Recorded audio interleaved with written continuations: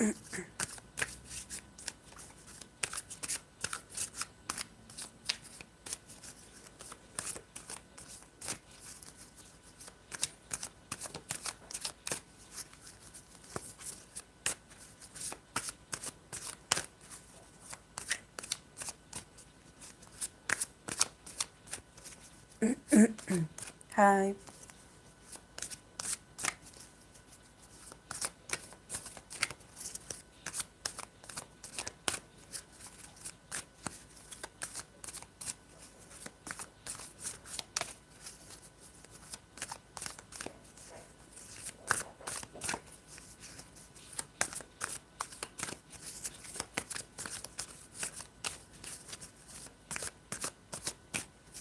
Hi, Spirit. How are you? I'm good. How are you?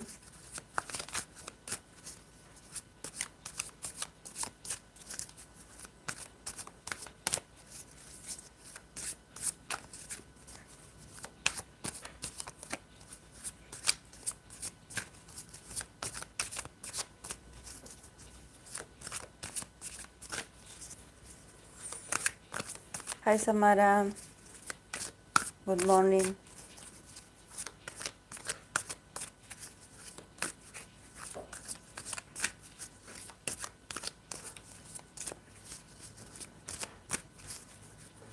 Oh, welcome then.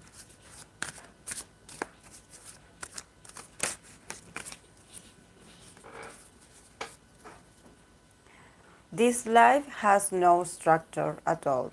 We just talk about things, events, people, and um, then at the end I do pull some cards, but it's not mandatory. Like, it can change. It can change, depend on how the life goes, and how our conversations go also.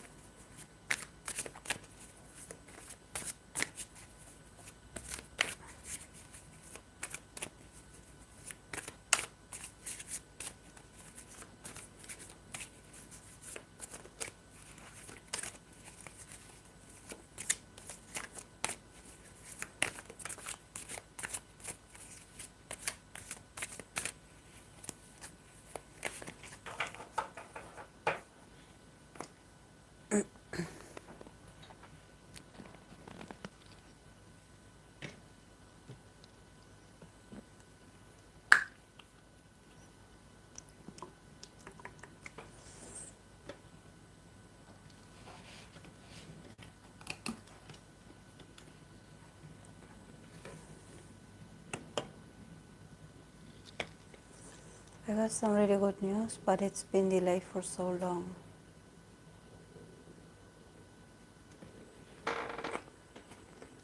Um,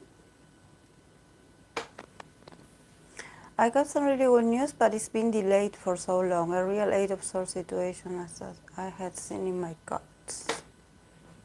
Oh, wow.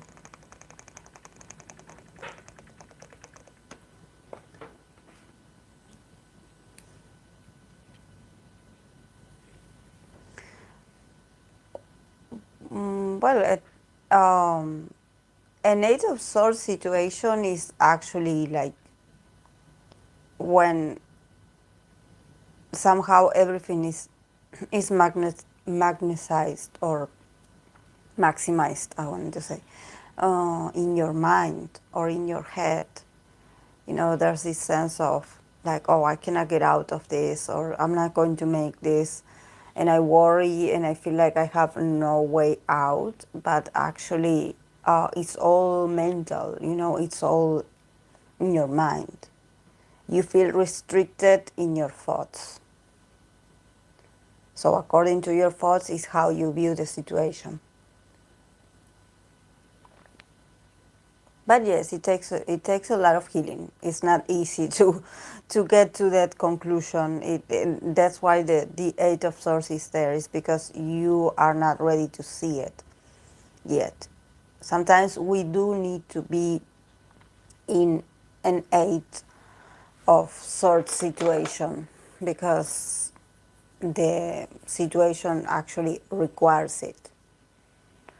In each state of the cards, there's a learning. Like you cannot skip one or the other, you know. But you do have the potential to see it from a different perspective. You know, like avoid the suffering or the excess of suffering. You know, like don't take it to, don't think too much, you know, don't go through it too much. Just let it pass, let it be what it has to be.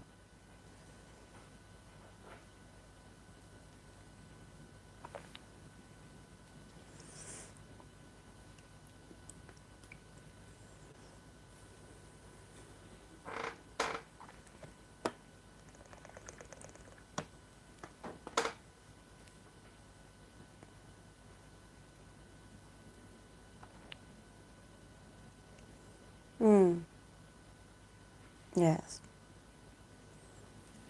Actually, the Eight of Swords, it depends on the other cards, of course, but it's a situation that actually we all go through that. That feeling of being stuck somehow in a place, or you cannot get out of that pattern. You know, it's not easy. That's why I say, like, just go with it, you know, just flow with it. Flow with whatever comes up, because it's not easy to understand things when you are in an Eight of Swords. Probably it takes months, it can take years. Um, it's a very personal process. You know, sometimes um, magical thinking doesn't resolve things, you know, and pretty words of consolation don't resolve things. It's something very personal. When the person is in an Eight of Swords state, you just gotta let it be. You know, you will heal when the time is right and when you find your own means to get out of that. But you have to do it yourself. You have to untie yourself from the situation. But somehow also understand what got you there. You know, like everything happens for a reason. You just need to study, since you are so much in your mind. Like try to rationalize it a bit. Like think about what got you into that situation.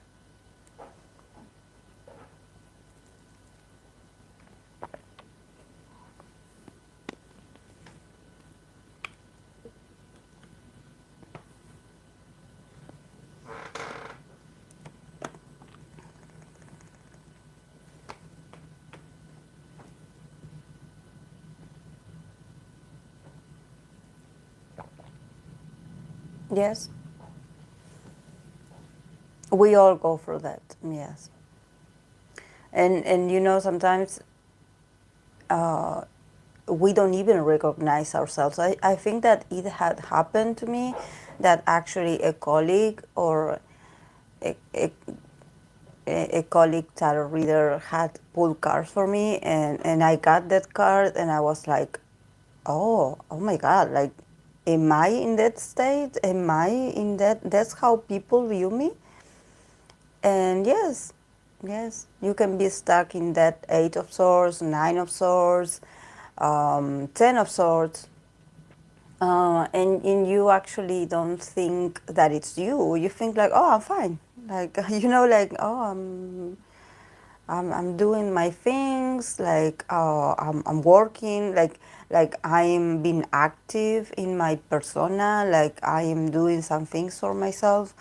So you don't perceive yourself as stuck, you know, or as being a bit tense about something, or being a bit rigid about something, or being in a mood that seems so, yeah, so tense, you know.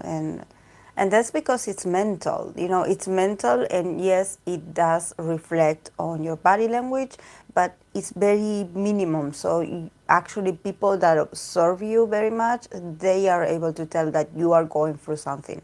But probably for you, it's like, oh, I'm okay. Like, I'm not, I remember when I got those cards, I was like, "But what you mean? I mean, I'm like this. If I already moved on, or I already healed, I already work things about myself." But no, you are still there. You are still in that age, and somehow it. That's why the cards have so many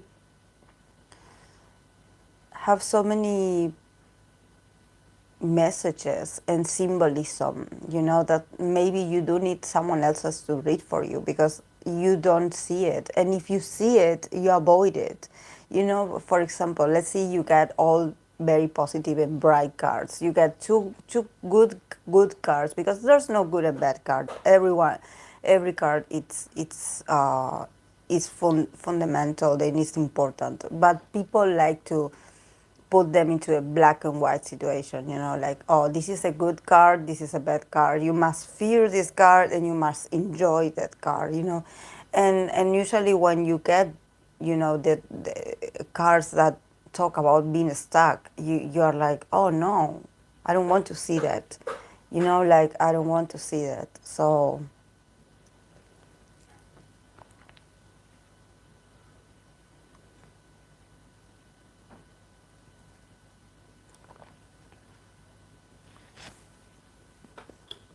or you're like, oh, maybe that's from the past.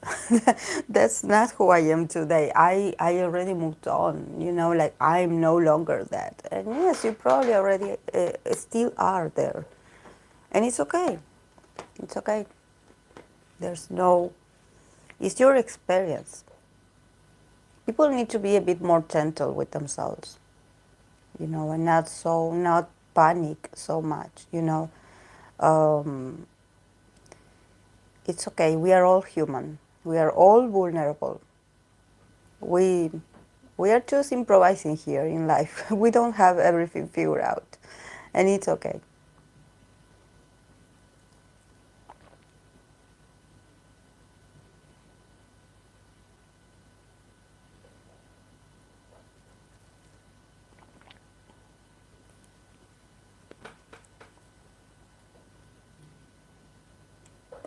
So have you been reading for someone else, spirit, or just you?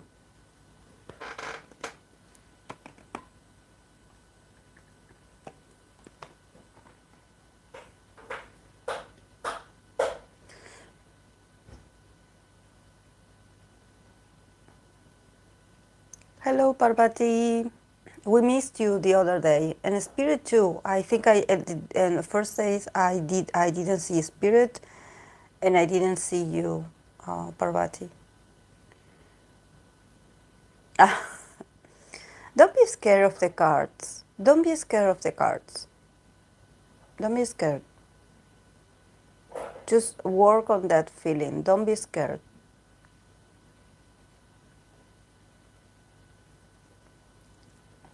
Don't fear the cards. Yes. Because, I realized that because suddenly I mentioned Monster X members, and no one was like supportive or somehow followed my train of thought about that. So I was like, there's no Mombebes here.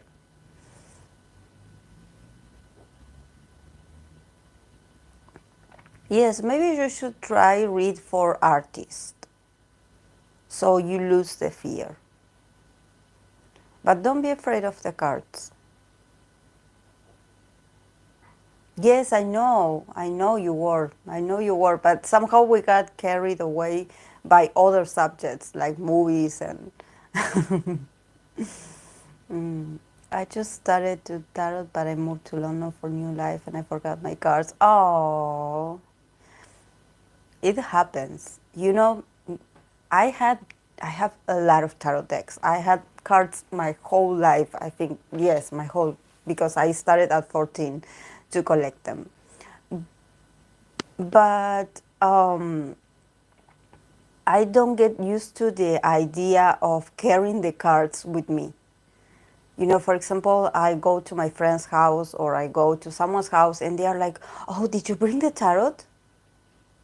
And I'm like, "No." And you know, because and that's something that I have to work on, because actually it's an opportunity for someone, you know, because I'm so used to doing them online. And actually I am so private about my cards, you know, I don't take them out, like, you know, on my bag or on my, what I did do, I remember on 2020 where when I used to go to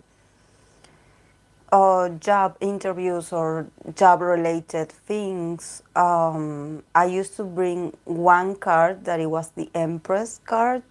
That, you know, that the Empress means growth, means abundance, means opening to opportunities, you know, the flourishing of opportunities. So I was like, I think I still have it of my deck that is the Morgan Greer, but pocket version. I have the Empress in my bag. I have the card with me too, because I love that card. I love the Empress. It's my favorite card, and also is my according to numerology is my card. But it could also be the Hangman, because the sum of my numbers of my date of birth it's 12, but you can summarize it in 3 as well if you want to. So I do love the Empress. But when it comes to carrying my tarot decks with me, I think that if I would have to move, I know I would remember now that I have so many and they are everywhere in my house. Because since I have my office in another side of my house, I have them all there. But now that I'm doing the lives, I have this place stable here. So I do have a few tarot decks here and there, so I don't have to go out to my office and get them. But I think that I would be one of those people that I would forget about it. I would forget to bring them. And I think that there's also a reason why you forget them. I just look for my friend one time, only one, instead happened, but can look for myself and people far away.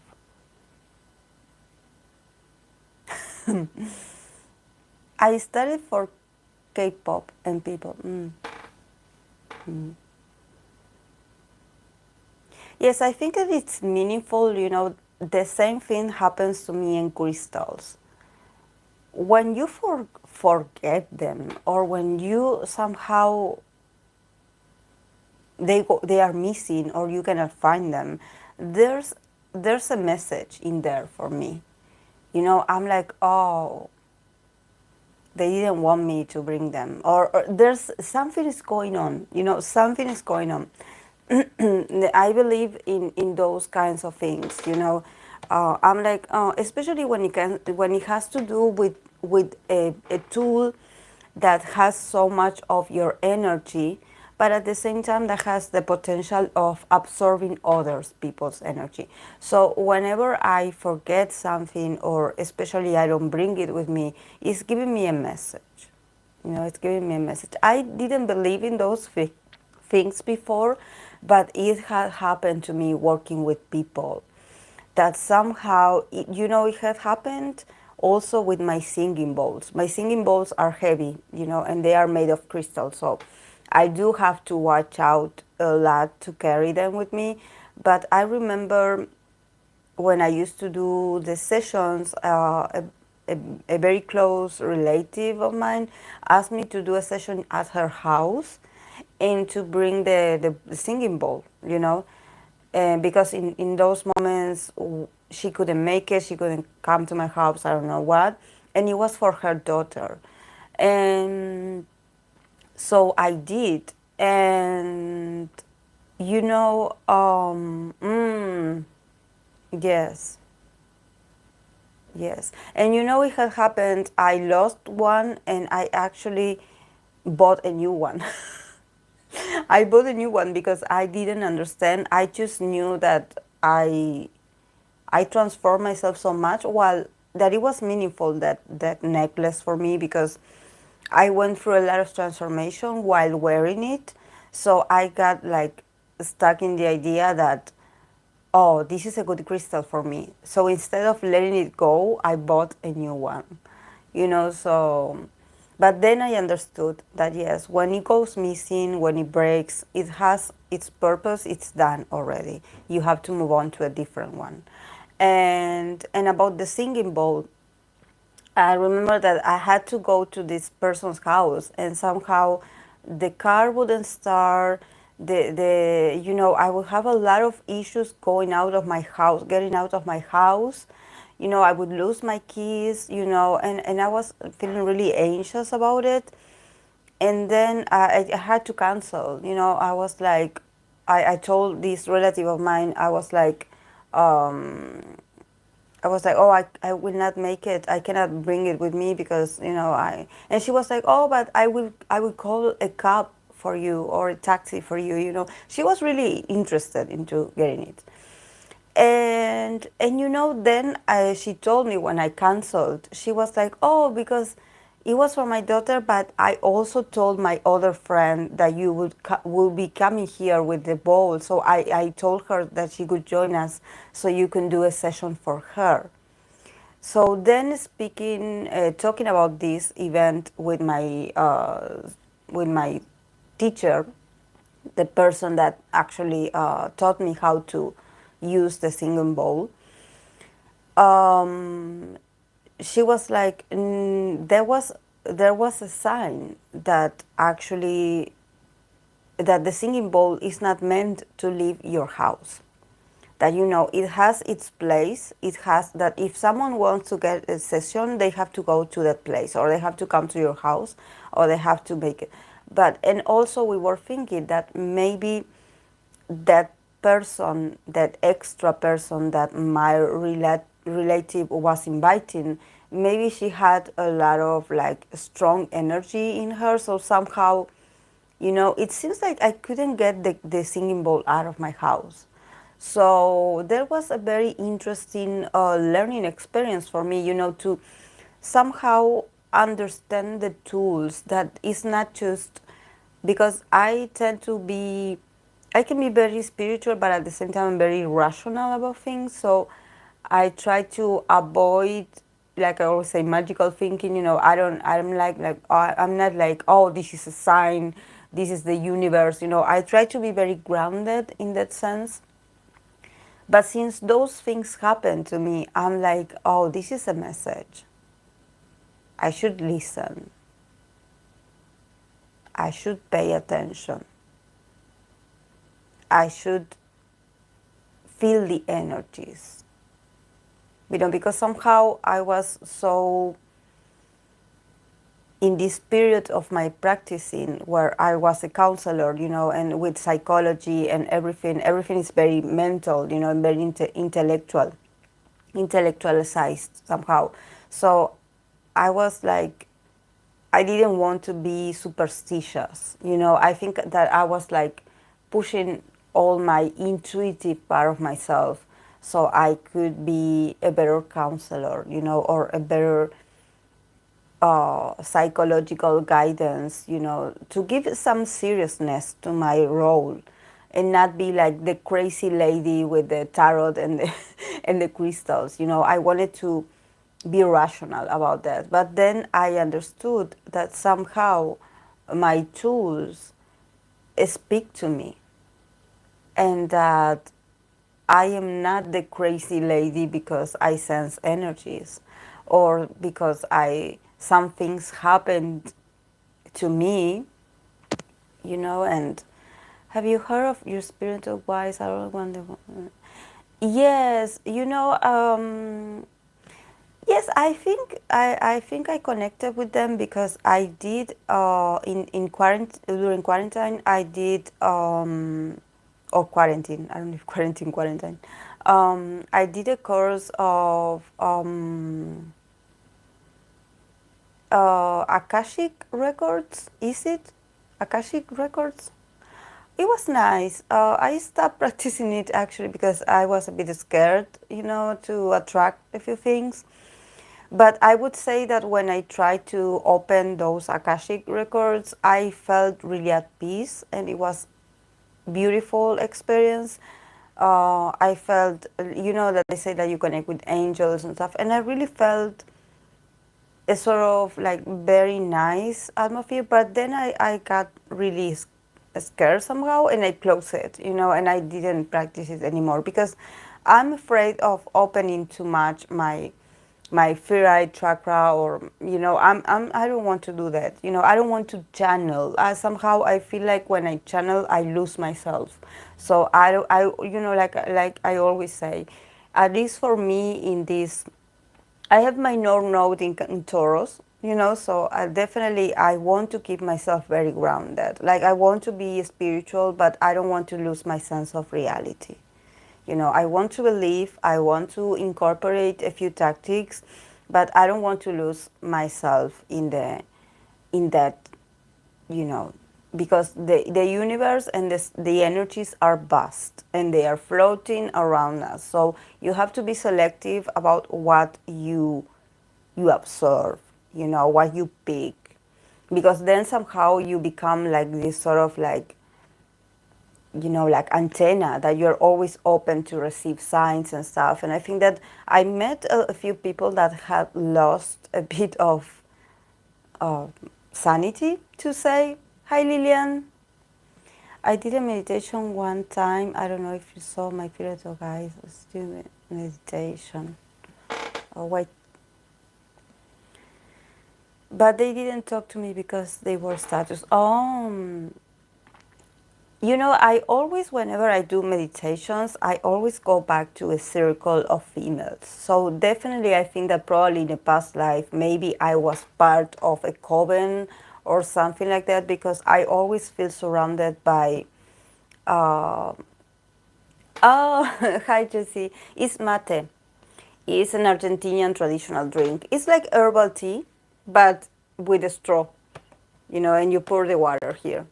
But it's herbs. And the good thing is that you can pour the hot water, it doesn't get cold, or you don't have to drink it right away. So you can like rationalize it. We share it, and we share it with others. Now in the pandemic, or because of everything that is going on, we don't share it as often. But maybe if I am comfortable enough with someone and I know that they don't have COVID, maybe I would share with them. Like, I don't mind. Um, so I met people that actually started to hallucinate, or they started to lose sense of reality. So this is something that I always say. Take off the tools what you can and learn from them, but don't let those the magical thinking guide your life, because great things can happen to you, and you can have actually spiritual guides. For me, I think that ever since my mom passed away, I think that I had felt her presence, and I had felt her influence in a lot of moments of my life where I had to make an important decision. So even though at first I never saw her spirit nor anything, I never had like a sign or anything like that, but I used to dream about her, so I think that we do have guides, yes. I think I do have mine, but I also understand that I can have a lot of spiritual guides, but you do have to work on the now, and you do have to work on reality. You cannot forget about reality, because um, it's like you have to explore your own potential in the now. You have to see yourself. Just see yourself for who you really are, and change what needs to be changed in order to get what you want. But don't lose the focus. Don't forget to look at yourself. What can I do today to be a little bit better? So that's why I think that that's why I say about K-pop. Take off K-pop what you can and what makes you happy. For example, if listening to them somehow inspires you to be more artistic, or to, I don't know, go get lessons of choreography, or I don't know, makeup lessons, or like I don't know, any kind of things that you admire of them, and you're like, oh, I want to incorporate that for myself because it looks interesting, so I want to experience that myself. Then do it. Do it. Because somehow you are using their influence, because like I always say, you are your bias. So somehow what your bias represents is this very maybe unconscious part of your potential that you don't think is possible for you, but somehow you do recognize it in him or her. So do some searching in there, do some digging, like everything happens. For me, everything has information about you, so it's great to know about yourself. It's like always, whatever happens to you, like reflect on it about your person. Like, what does this mean to me? What does this bring to my life? If you focus about yourself, you are going to be much more happy, because you're like, okay, you have so many tools, guys, that I didn't have when I was younger, because the internet was there, but it was expensive to be online all day long, and also if you wanted to learn about something, you had to buy books. And actually, maybe you bought a book that actually, I don't know, the part that was the most interesting was the first 4 pages. And then the whole book was boring. So just absorb what you can and enjoy it.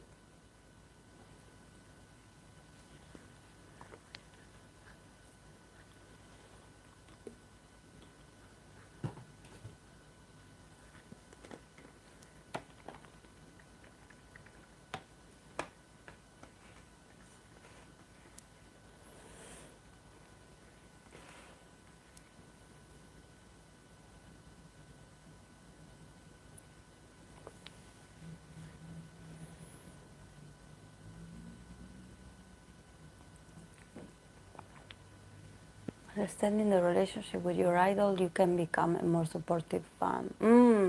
Yes, yes. The other day I saw a TikTok that it was very, it was harsh, but I think that it's sometimes it's necessary to have this conversation with people that are in love with their idols, because we know we have those people. One thing is that you are like, oh, my idol is attractive and I do find him attractive. But the other thing is that when you are in love with, with your idol, and somehow in real life you don't want to consider it someone attractive, because you are somehow like, you want someone like your idol, or you want your idol to date you. So you are like, no, I'm not dating this person because this person is not, I don't know, Lino. I don't know, something like that. And in this show, that I want to find the full clip, but they didn't say um, which one was. Maybe if I find the link, I will share it with you. I don't know if this person was, because there was like, when they have a lot of hosts and they are in this round table and they're talking, they're having conversations about different subjects. I think there was actresses, and someone famous was there, of course. But there was also someone that I think that it was a fan, and it was a Mark's Lee fan. She was a fan of NCT Mark.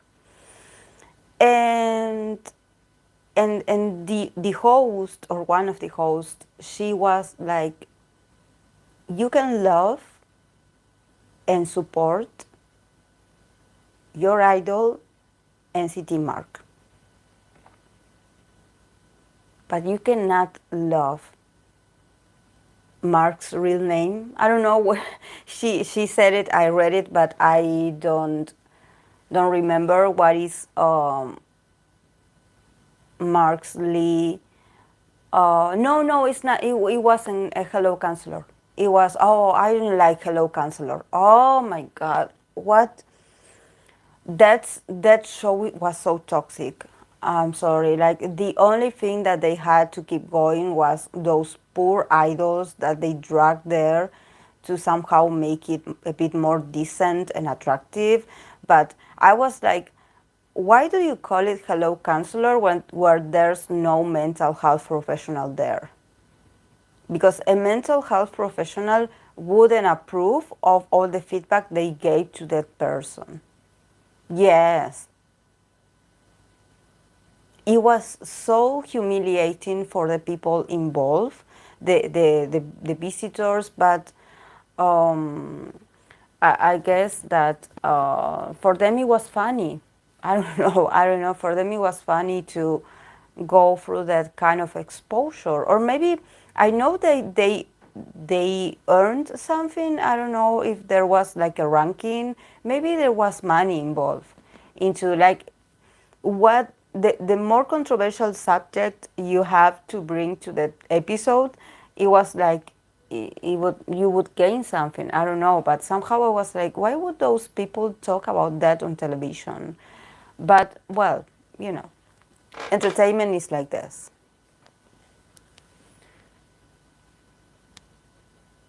Yes, that exactly, Jesse. That exactly. They wouldn't resolve anything actually. Mm-hmm. They wouldn't resolve anything. They would just laugh it off. They would make very obvious comments. The Hiram, the idols would look really uncomfortable, but really uncomfortable because their faces, they were really shocked. They were like, oh my God, what am I witnessing here? You know, and especially because somehow the idols are, they promote positivity, you know, and they try to promote happiness on people. So somehow for them to bring them to this very, because it wasn't about intimacy, about bringing intimacy, because if you're talking about this on a show, you definitely don't care about intimacy. But they were like, what am I listening to this? Like, you know, like, what's going on? Like, what is this person doing? Like, I admire Chandler for telling his fans to go out there, find love. Don't talk about getting married to me. Yes, yes. Mm. Go out and find love. Yes, because you know, like I always say, you know, the entertainment is here to give us a moment of a lot of happiness, you know, and that somehow when you watch their videos, when you watch their content, you're happy. Hello, counselors are weird because there's no counselor in there. There's just people judging a problem that is being it's like someone being discussing your problem or your personal issue, and they're not even your friends to begin with, you know. And what's funny is that they even the people that were having these issues, they would even bring friends along. And I was like, oh my God, are those your, or the families were horrible to each other. Mm, yes. The families were horrible to each other. Like, I don't know if maybe that's popular, but I think that I was reading what Kadri- Kadrige said. K-pop idols are marketing products live. If what we see are real, we wouldn't be here. Yes, yes. They sell you a fantasy, and then you have to do with that, like like to get a sort of instant gratification. Like you feel happy of watching them, you feel happy, but then you move on. Like you eventually like you go and you find other ways to stay happy, and to focus on yourself. Like you don't expect them to actually be like inspire you every day to go out and be a functional human being. Like that's on you, that's your responsibility. The age from 17 also said that he understands that he's just a part of their fans' journey, and that he knows and is fine with their fans moving on with their lives once they don't need them anymore. Yes, yes, it's true. It's true. And they would be really happy to see you, like getting your dreams come true, like getting the job you want, getting the promotion you want, getting the certification you want. It's a proof that they have done something right, that they have been a positive impact on you. There was a family that the parents said the kids would physically fight every. Oh, I remember. They would physically fight every day and do nothing to stop it because they don't know how. All the MCs did was laugh at the boy because he is a bit chubby and funny when he talks. Yes. I felt so, when you are like, what am I witnessing here? Like, yes, I felt disgusted too. Especially when they talk about someone else's like appearance, which is very common in there, to somehow talk.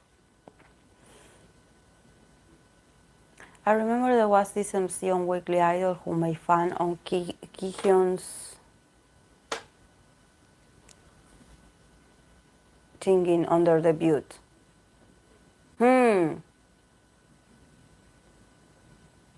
Weekly Idol is,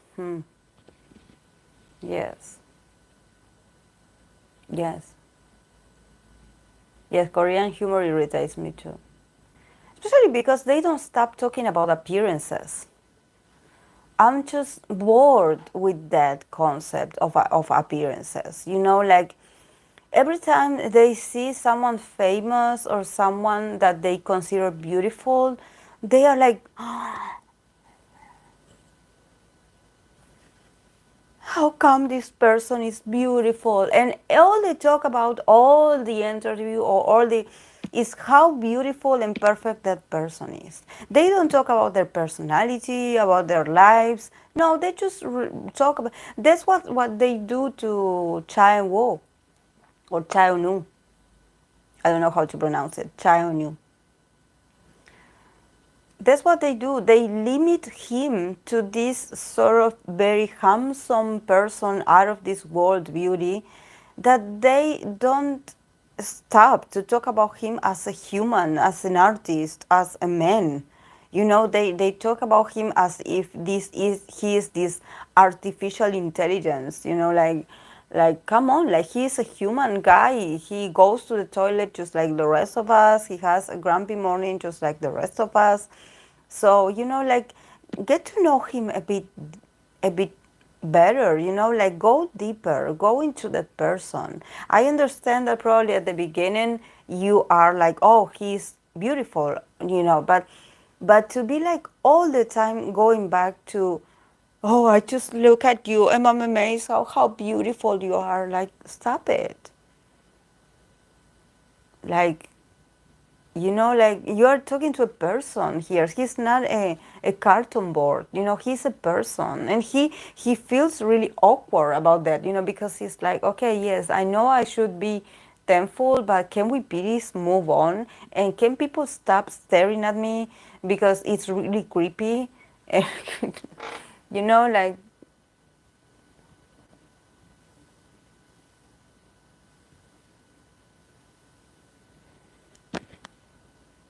it's much better since the idols are. Oh yes, MCs Young Hyuk and Kwang Ki are great. Yes, I like them. These both. I like how they treat their guests. True, new target is Won Yoon, and wouldn't be surprised if girl gets too self-conscious in the future as she grows older, just like any human. I don't think people are obsessed with appearances in some part of Asia. China, Japan, and Korea are obsessed with looks that are not Asian.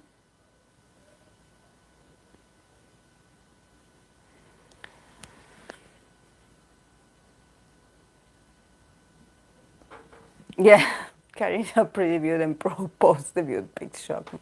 A lot of whitening in there. A lot of whitening. Like I don't know how this is called when they. It's just like amazes me how white they turn after they debut. It's like whoa, what's up? Also of Lucas on Happy Together, one of his first appearances on Korea show, especially the famous. Yes,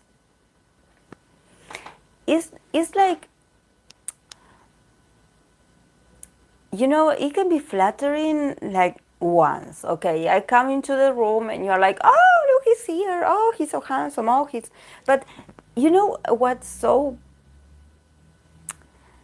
sad is that they just keep saying that this person is handsome. They are not saying like, oh, this person is nice, or this person is so pleasant to be around, or he is such a nice guy, or he's so funny, he's a funny guy. No, they are like, oh, he's handsome. I saw him and I was like, oh, and it's like, so, you know, so what else? Like, what else? Like, what else? Mm, mm. The obsession is scary, yes. And that's one thing that also Temin would always get attention just for his more feminine looks instead of his talent. Yes, yes.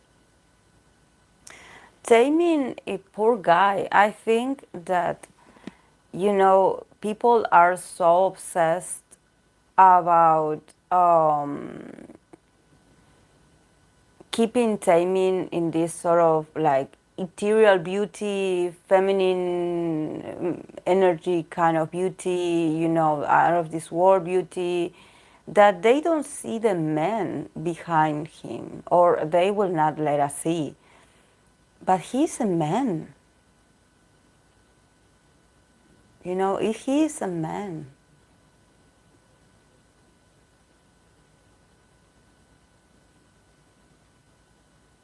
He's not a baby, he's a man.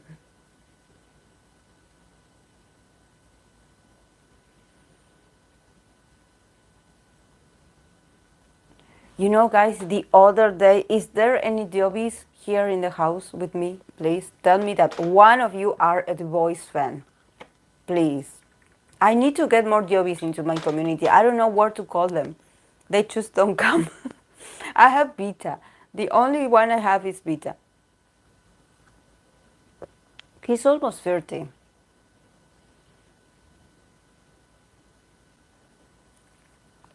Jesse, are you a Diobi? Because I need to talk about this. And if you don't know it, you should Google it. Oh, okay. Have you seen the boys Chuchon new nose?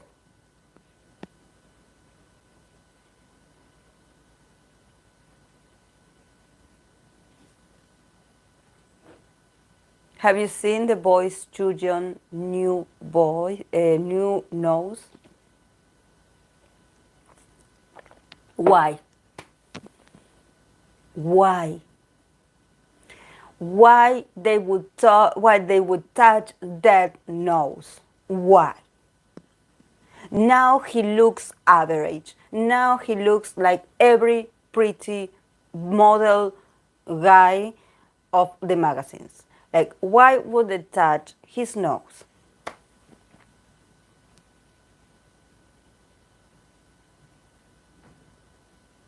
That nose, that little bump that he had in there, because he didn't even have, he has a very like thin nose, but it's like, why would you touch that? Because there's something about Yu John's expression that he is very strong, especially when he looks at the camera, that when he looks at a certain way with his jawline, with his with his teeth and with his stare, he sort of reminds you of a lion, or of, at least for me, And he had this nose that it was so sharp, but it had a little bump here that made him even more.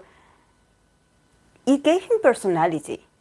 Like, I didn't see any of those noses in K-pop, and I was like, oh my God, this man is beautiful. Because when you see him like this, you don't notice. You know that he has like a pretty nose, but when he turns like this, he had that it was so raw to see him. When he tries to seduce at the camera, it was so masculine. It's so sharp and refreshing. Yes, and now that they remove his distinctive bump that he had here. Now he looks like any random guy. And I'm so upset. Like, why would you do that to him? His nose doesn't move. It's just there, straight, and it doesn't move. And it changes his whole expression. And that cannot be undone. Because Jujon is not my bias. But Jujon is the center. Jujon is the image of the boys. Jujon is like, wow, you enter because of Jujon, and then you go and you get your bias out of all of them. And you are like, why would you touch these guys' noses? That is what makes them different.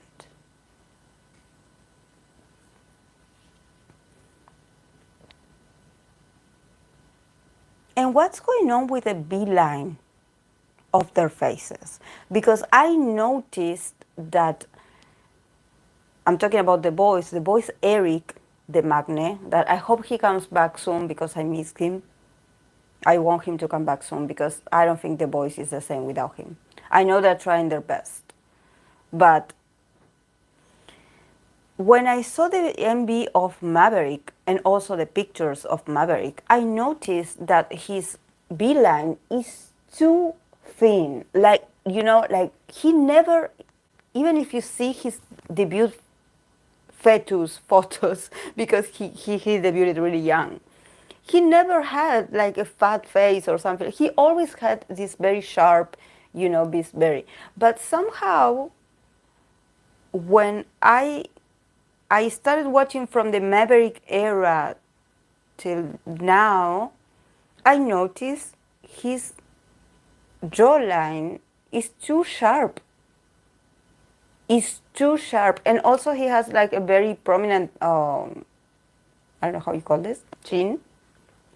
But it makes his face too long. And like, they did something on his face as well. Because I see that it's too sharp. It's like, when you have no, and I think that in Utah, I see that in Utah as well, and I was like, I don't like this. I also noticed, and don't know if he lost weight or is it, yes. I was like, Jessie, I was like, maybe it's, yeah, but it was too big, too in, I don't know, guys. And I was like, why would you do that? I don't know what they have with the small heads.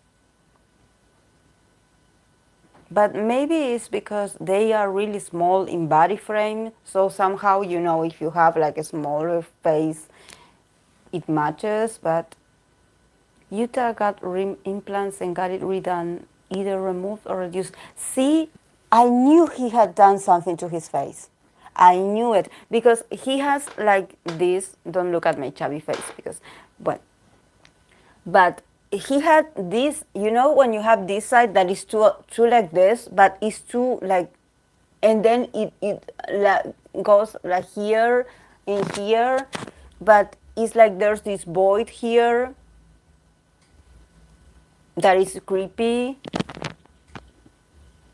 Yes, I'm going to do his birthday reading. Hi guys, I'm going to do his birthday reading tomorrow for IT Songwa. I'm really excited. So it was so bad and big during Limitless era. I was paying attention. I was like, what's going on with Utah's face? Because it's very distinctive in him because he has big eyes, so somehow, and his mouth is also very plumpy, so you know um, it's like, what's going on with Utah face? Like, it's too long, it's too like but I just want Utah to gain a bit more weight. A square jaw and chin.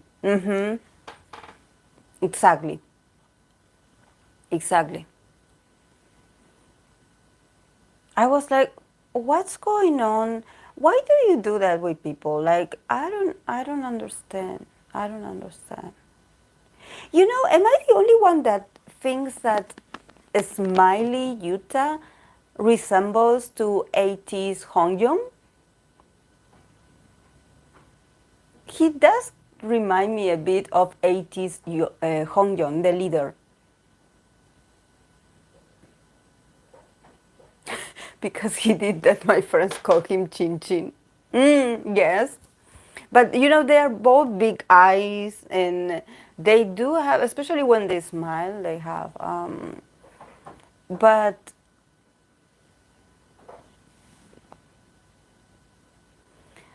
I generally believe in letting idols do what they want, but we know there's intense pressure on them too. I think that the one idols that I still notice that they have somehow like a natural beauty, or not natural, but they are letting them get away with their original shape, is Stray Kids. Is Stray Kids.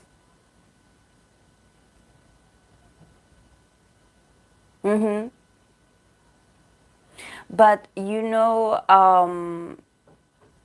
the other day I was watching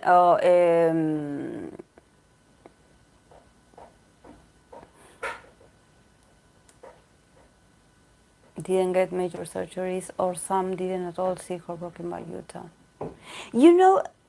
I didn't know that Rim. I became an citizen a few months ago. So Utah had always been my favorite. But it can change because I like all of them. But I was looking at his lives, and pictures here and there that they come out, and I'm like, there's something different in these guys, and I'm glad that you are here to share it with me, because since I don't have people to talk about this, because I don't know many citizens, I was like, and I am in a Discord group with multi-fandom people, but I think that it would be very rude to, come out and be like, I'm new to the fandom and I want to ask if this idol has got something done on their faces. I think it would be a bit rude, I was like, oh, Vanessa, don't assume. Yes, don't assume, because surgery, and a lot of people get offended when you talk about, when you try to ask if there have been some changes. They are like, no, no, the guys are naturally beautiful. And of course, I'm not saying that. It's just that I noticed a few things here and there, and I was like, like, yes. And I was like, I'm not going to talk about this in this group chat, because they are going to be, mm, yes, yes. And the other day I was watching a fan cam of Stray Kids Lino. Lino is my bias, and I noticed that he was really uncomfortable with his outfit, and that's one thing that I'm really upset at their stylist, because they tend to give Lino very awful outfits, and at the same time, I think that they are not really good stylists at all. I'm sorry, I always am like, who dressed these guys? I don't know. But I think I noticed for him and for Chanbin and Banchan, their pants, especially the tight pants, they tend to be lower on the back. And they tend to, like, it seems like it's not their size. It's not the correct size. So I'm really upset about that, because I'm like, I know it must be really uncomfortable if you have, like, like strong legs, or if you have a bit of a waist or a booty. It's normal that if, the if the back of your pants starts to lower, it's not because of the mic or everything. It's because it's not your size. So I was like, how come you cannot dress people that have curves? Like, come on, like, you are making it seem like his pants are about to explode, and also it lowers, so it seems very uncomfortable. Walnut pants ripped all the time at debut time. Yes, because they do have strong legs. And it doesn't matter how much diet you do or you go on. If you have shape, or if you have like a booty, you will definitely going to break those pants if you don't have the right size. Because actually, and that's one of the things that I do love about the boys stylist. Because um,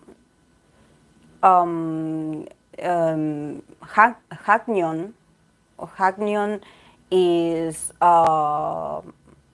he has a booty. He is a very curvilicious guy, and they always give him this high waist, like flexible pants. So that it also accentuates his waist, and the fact that he does have a booty, and it gives him elasticity at the same time. And I think that this is very important. You do have to know your idol's body shape, because I saw this TikTok of Lino being really uncomfortable because he had this awful belt that I don't know what the purpose of that belt was, but they give him these very awful shirts and they put this belt on it. So, it would, and then the shirt, as it lifts up, and he was like, oh, he was throwing his whole wardrobe. And I think that there was something about his glove that also got tangled. I don't know. And why would you do that? It's, I don't know. I don't know. 10 pre-debut pics in all ages are out there to compare. He doesn't need that tweak on his nose tip.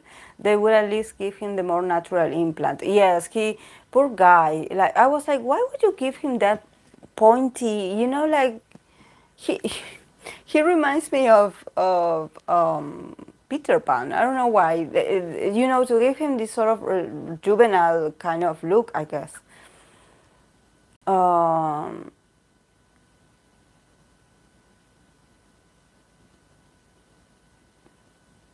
what? excited for Hackney and showing you a new Oh my god, I canceled Netflix. They have a movie coming out? Yes, it's possible a filler. They have a movie coming out? I didn't know about that. Oh my. Have you seen Utah's April's Fool Day prank? I love horror. I love horror. And I love that they're going to be there. Oh my god, I'm going to watch it. I'm going to I'm going to get Netflix again just to watch it. Oh, B2B Mean Hugh. I love B2B Mean Hugh. He's so, I just love him. I just love him so much. And when I saw him in Kingdom, I was like, where was I that I didn't notice this guy? Like, you know, what was I missing somehow? Because what I love about B2B Minhyuk is that he is very masculine. And he is pretty face and everything. But with his athleticism and with his very sporty kind of style, he shows you that he is a man. He can have the most beautiful feminine features in his face, but he is a man. He trains, he works hard on his body and on his hobbies. So that's very attractive.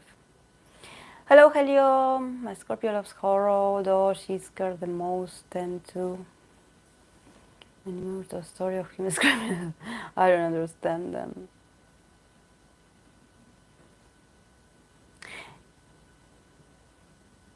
I have seen a few clips here and there because there's something about these competitions and Mnet that I just like, wow. So is that movie like Korean? The whole cast? Yes, I know.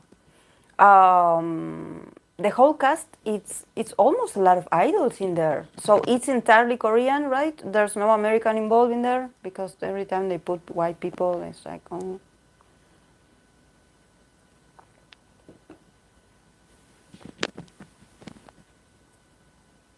What is it? I have to Google it. Is it like that? Hi, Sanahurt. Is that like the one of the hospital? Is that like that one? You know, like the Gonam.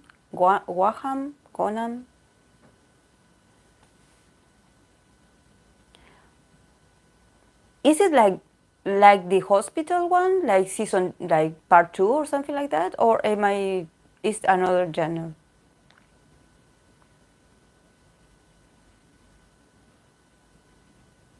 Oh, I'm so excited. Well, about Utah's April's Fool prank. Oh, I love it. I love Korean horror. I love it. He did a post on his Instagram where there was a clip, like a previous clip of Alice in Borderland season 2, and they would show like the faces of the whole cast that is going to participate. And between those, there was Utah's picture. So I was freaking out until I saw the caption and I understood that it was April's Fool. And I was like, no, that's too cruel. That's too cruel. You shouldn't have done that. You shouldn't have done that. You cannot play with my heart like that. I don't know if I'm going to forgive him. I swear my blood pressure was like this and this like this. I swear, like, why he would do that? That's not funny. That's not funny. That's not funny. I mean, Kento is part of that movie. If Utah was part of the movie or series, I'm sorry, you know it's a series. I'm saying movie. Why would you break my heart like that? Like, Because sometimes you do want your favorite idol to be in a movie, or you do want them to start their acting journey or participation, but somehow, it's a whole, you enjoy it more when it has to do with your favorite gender. For example, for me, it's horror. So, I was looking forward to mosaics like last year, but they are all recovering. Oh, yes. Mm. And should be in a movie, I would like to see him use his emotions. Oh, yes. Oh, yes. Kento and Yuta together would be like. And I'm starting to watch, guys, the one you recommended me, that is Tomoke no Kiss. Tomoke no Kiss. Well, it's the Kento series. He's in it, that it's about the uh, kiss that kills, something like that is called. Todome no Kiss. Todome no Kiss. I love it. I like it. I like it. I'm a bit confused about the time traveling thing. I'm like, there was one specific moment while I was watching that I went to the kitchen to get something, and then I yes, Rim, you told me. And then I came back, and I was like, oh my God, this episode is broken. Like I already seen this part, and I like I went all back to the beginning because I was like, this is not functioning. This link is broken. It keeps replaying the same part over and over. And then I realized that no, it's part of the trauma.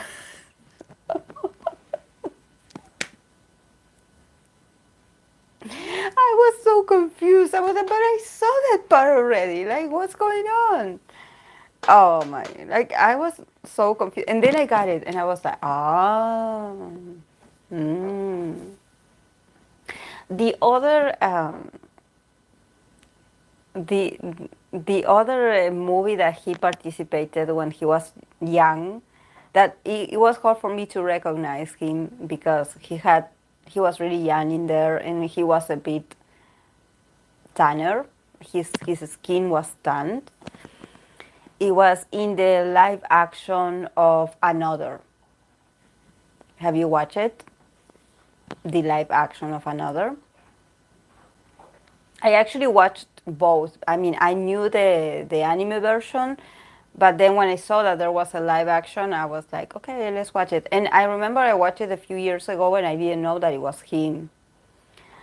And I liked the actress also, the girl that does of the girl that has like the part in the eyes.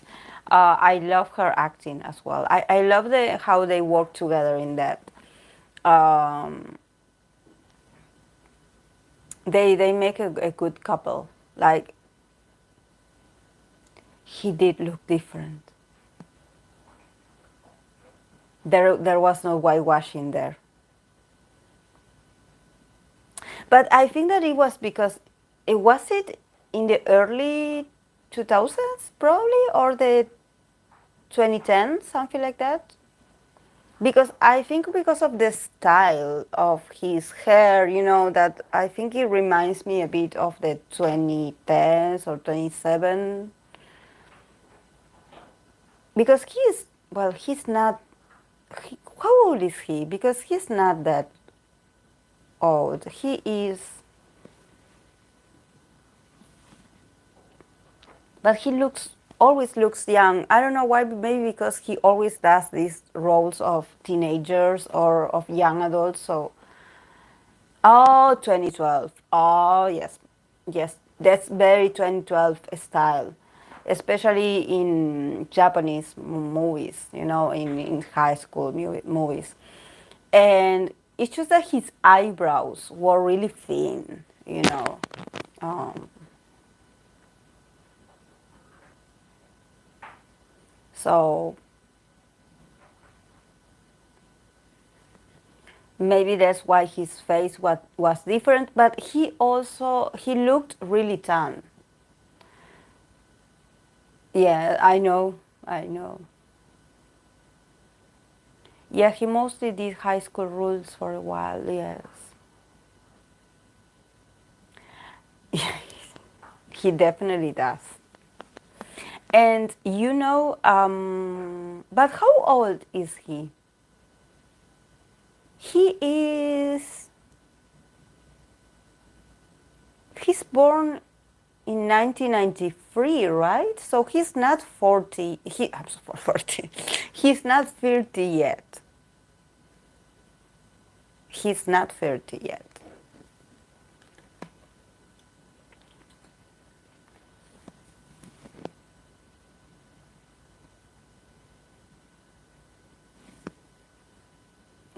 Oh, he's a baby. He's a baby. He's a baby. He's a baby yet. I was hoping for him to be older, actually, so I don't feel like weird about it.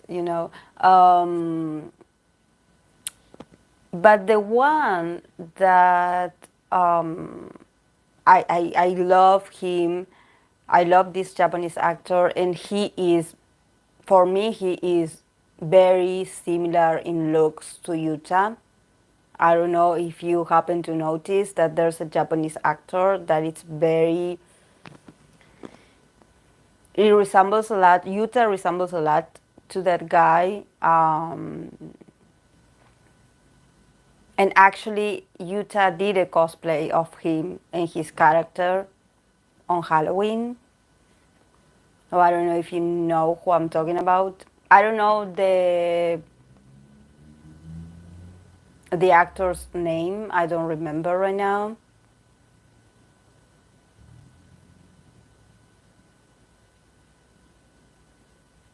But I know he was in the movie of Samurai X.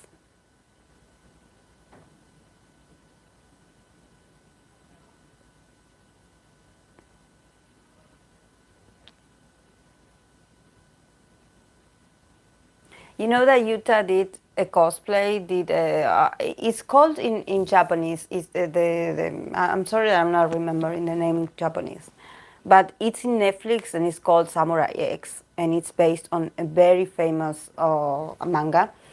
And actually Yuta did use the main character costume, and actually when you see the live action, the actor is Yuta.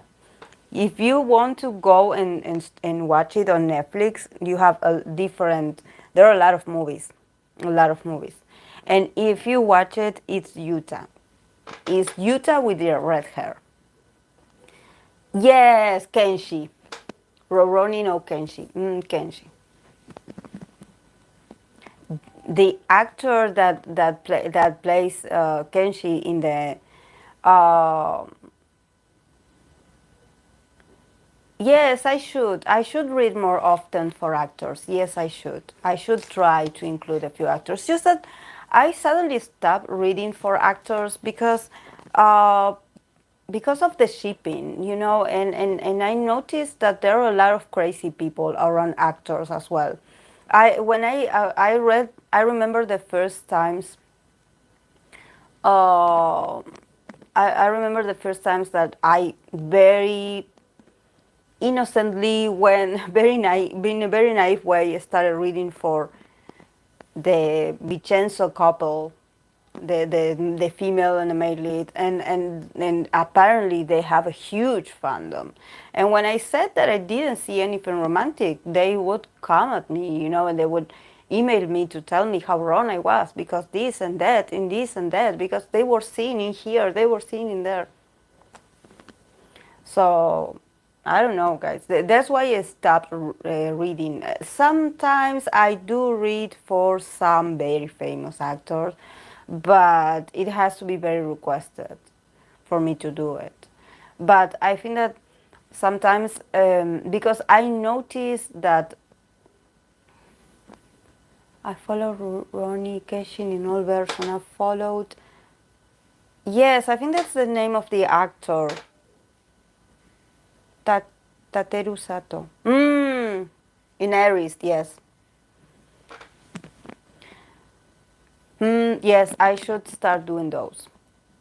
Yes, because people get really like, but you know, this is the thing, because if I start reading for an actor, for example, then they start to ask me for their female leads or their co-stars. You know, like, oh, you should really read about this because they have been working together in here and there, and you know, I think that yes, it can happen, like the couple of Crash Landing on You, that they are married, they are happy, but you know, they went through a lot to somehow have the relationship and the marriage that they have today.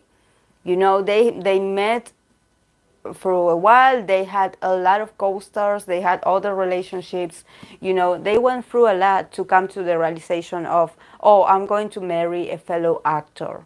I think that people don't get that is their job, and somehow that maybe, and this goes for K-pop idols, sometimes the famous people don't want to date people of their same gender, their same circle of profession. It's the same as if you don't want to get involved with someone at the office you work on, because you know it's going to be drama.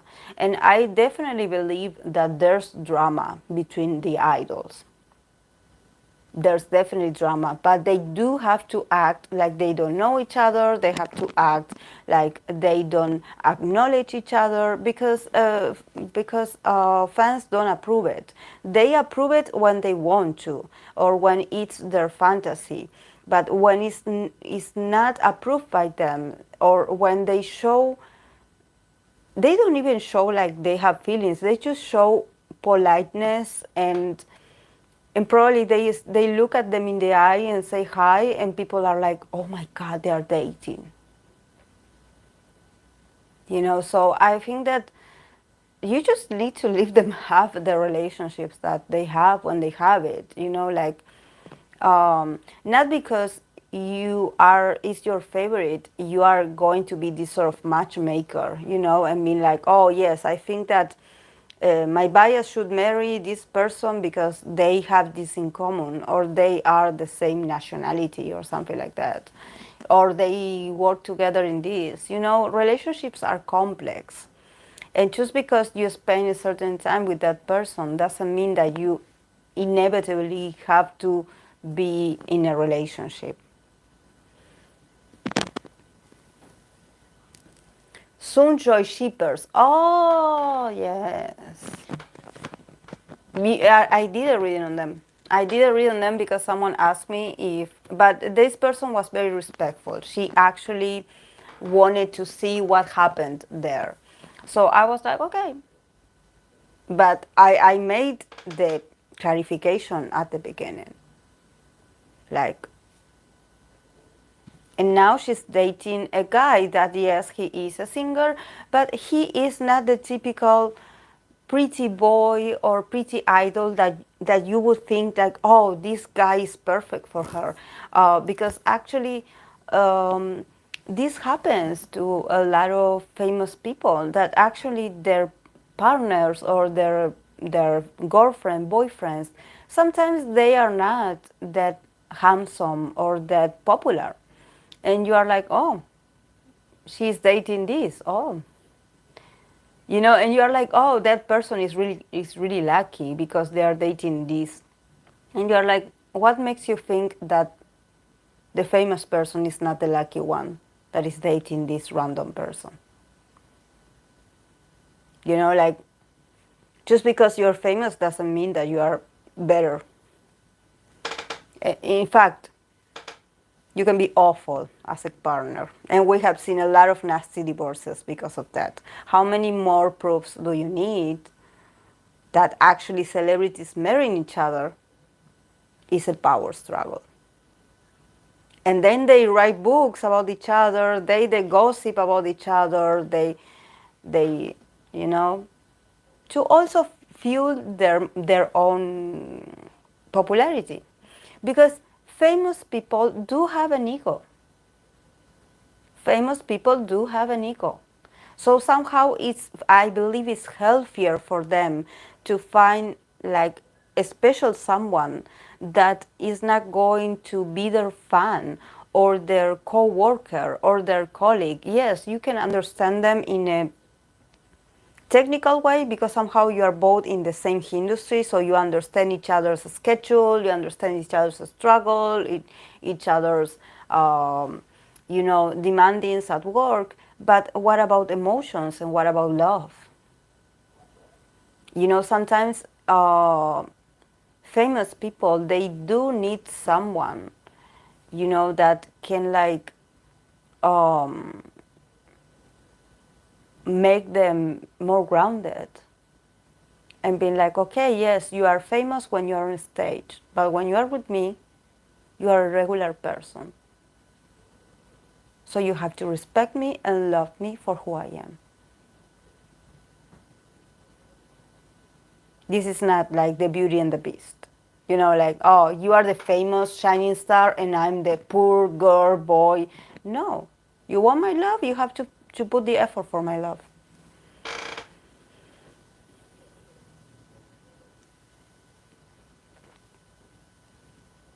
How Jungkook and Blackpink members are supposed to be together just because people are obsessed with their live interactions or lack of interactions, exactly.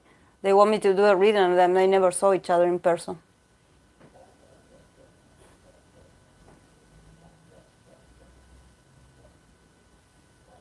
Enjoy the shipping business. I ship my fave with everyone, but it really doesn't need the words. Yes, exactly. You can ship them. You can ship them, but there's no need to start a war. Can you talk more about power couples and power struggles? Hi, Maruska.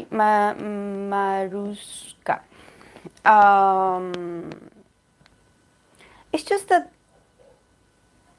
you have to think about idols or famous people. I think that, if you watch any documentary about, child actors, for example, they do live in this sort of bubble. Their circumstances are very different to what we know. They seem to grow faster, but they grow in achievements. They don't grow in real life experiences, because sometimes, we regular people, we go through moments in our lives where we are actually not growing or we are not actually maturing. So for famous people, they do get mature because, yes, they have responsibilities, they have goals, they have things that they achieve, they travel, they move here, they move there, but somehow their experience is tied so much to how they look or what they can do with those looks. And there's a lot of competition. So it's like they work a lot on their exterior because this is their work. They work a lot of their exterior, and so when they potentially go on these relationships, when you are in a relationship, you need to take into consideration the other person's needs, and you need to somehow know how to negotiate. And sometimes for a famous person, it's very difficult to take off that chip of like, oh, I'm very loved, I'm very wanted, I am very desirable, I am amazing, and I don't think that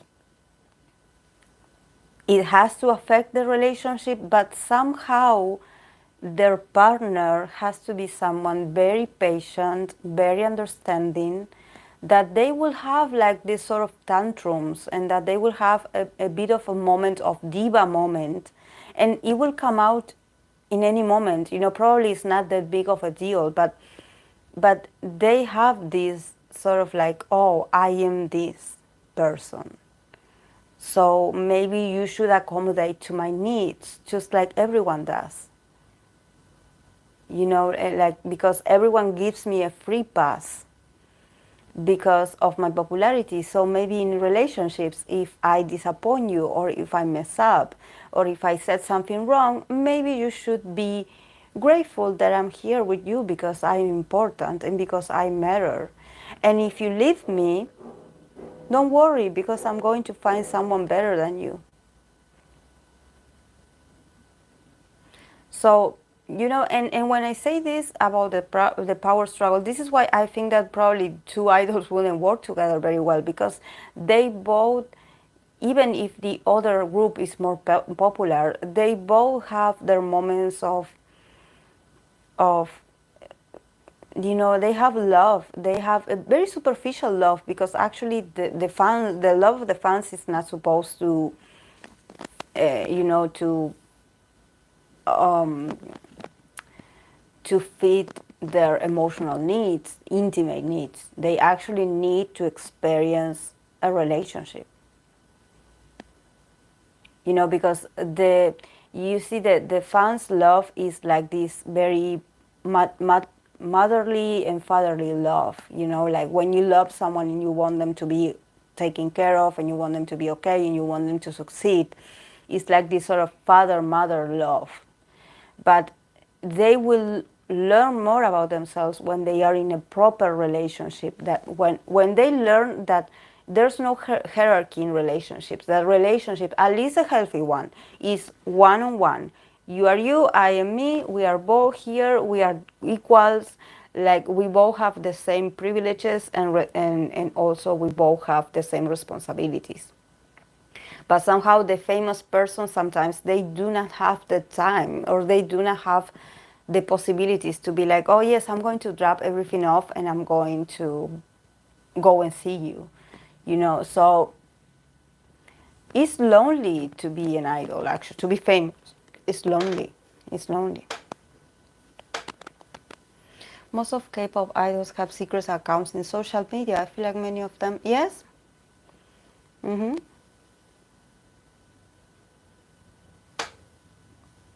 Wait, I want to read you.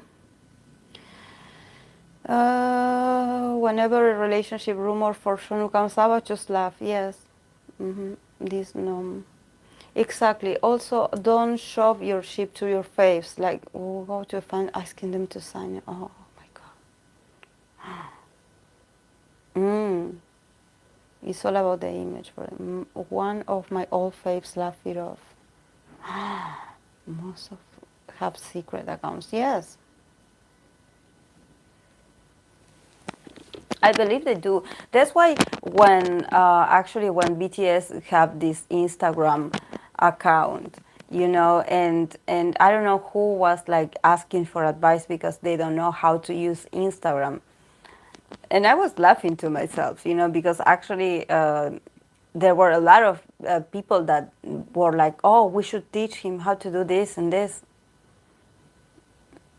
and it's like, do you really believe he doesn't know how to use Instagram?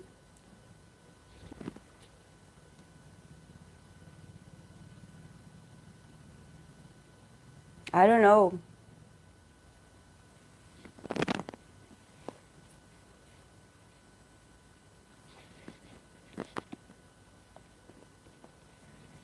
It's like, but oh well. Um,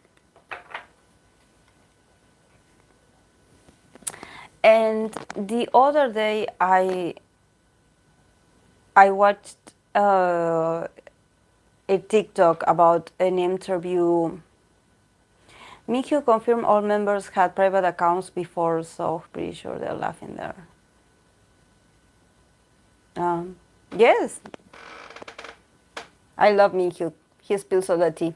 There's no need to go deeper, to go into investigator kind of detective mode. He knows all the tea and he spells it. I love him.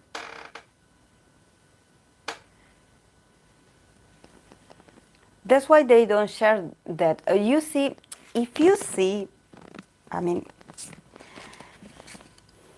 when I saw that BTS um, um,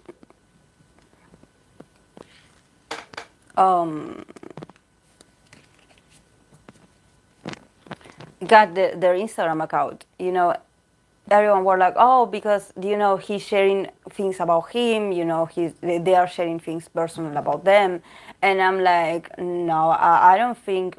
I think that those images are still under a lot of confirmation. Like they do have someone that is like, okay, you can post this or you cannot post this. Of course, the pictures is theirs, but I'm saying that because of their popularity, and also it's a marketing strategy, because since you see a lot of idols have Instagram, so it's like for you to share somehow, but I think that they still have the people, the stuff behind them being like, okay, you can post this.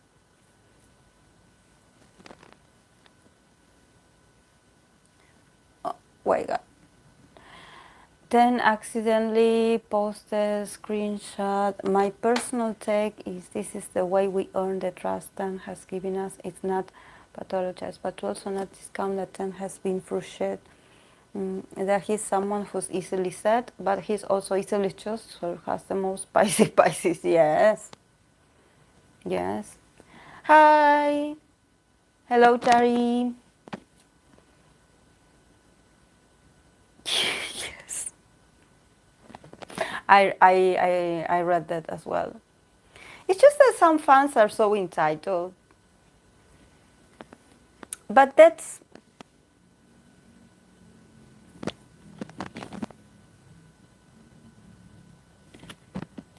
they know who to say that to. They should say that to Tay, to B. They should tell that to B. But they won't.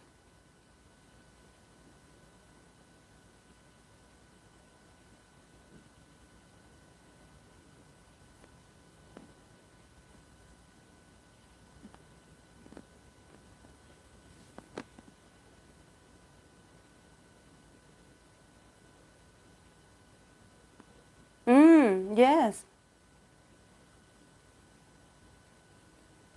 They just know. They just know. They just know.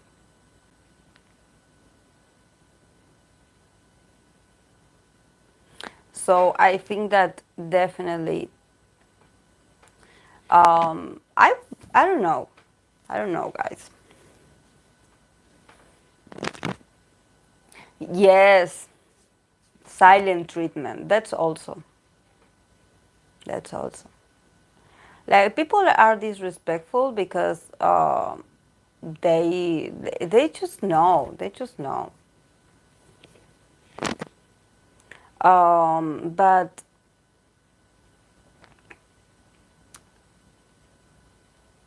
I don't know.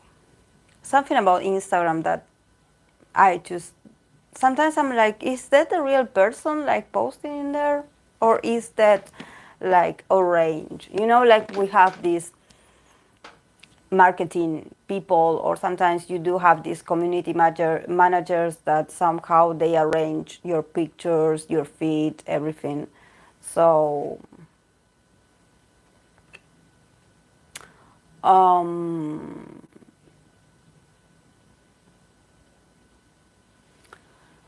but there was something that I wanted to say that I'm forgetting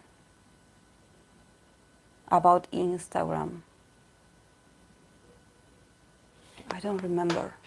There was something I wanted to say about Instagram. Really? You want an album giveaway? Oh. Congratulations. I don't have a K-pop album still. I I think I will eventually get one. Oh, please be safe. Be careful if they ask you for some personal information or something like that. Please be careful. Don't give them any card number, nothing weird, please.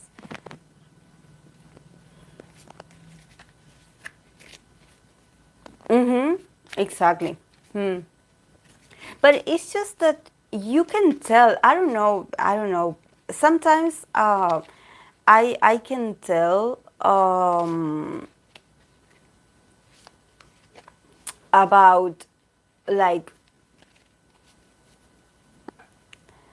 who whose Instagram is like genuine. I don't know why, guys. I don't know. I sometimes I feel like, and also for me to follow someone on Instagram, I have to like their post, because this is something that we have been discussing here. Sometimes their post, for example, I follow a few accounts of some actors as well, and when I notice that they share a lot of posts of them, like doing promotion for some brand, or that most of their post is about, if they are an ambassador of a brand or a product, and they just share a lot of pictures of that product, I just don't follow them anymore. Because it's like I want to see real pictures. Like, I mean, I don't expect them to display their private life and everything. But I think that what. Hola, hola, Alison. Hola, Alison. So,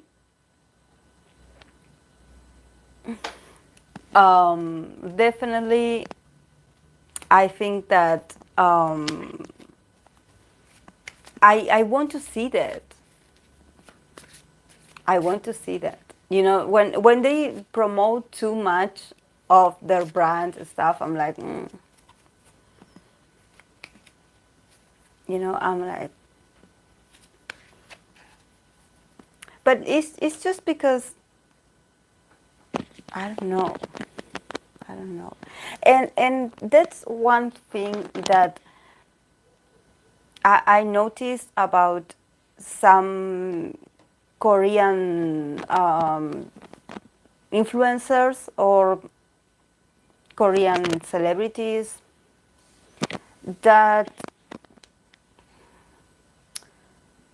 everything, their pictures are beautiful, yes they are, but everything is about a brand, and sometimes I'm like, wow, your country it has a lot of beautiful culture, like you have a lot of beautiful things, but it seems like everyone goes to the same store and they take the same picture, and if it's not Balenciaga, Chanel, and if it's not a certain brand, they are always like talking about brands, and sometimes I get really bored of that, because I'm like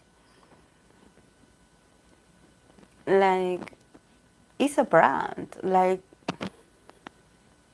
like, I don't know, but maybe because their job is to influence people to buy that, but they seem to be very obsessed with brands. When they canceled this girl of Singles Inferno because she was wearing fake. Yes. The other day I was thinking about that. I was like, maybe because I'm from Latin America, and here our older generations are all about that your greatest achievement is to have a house of your own.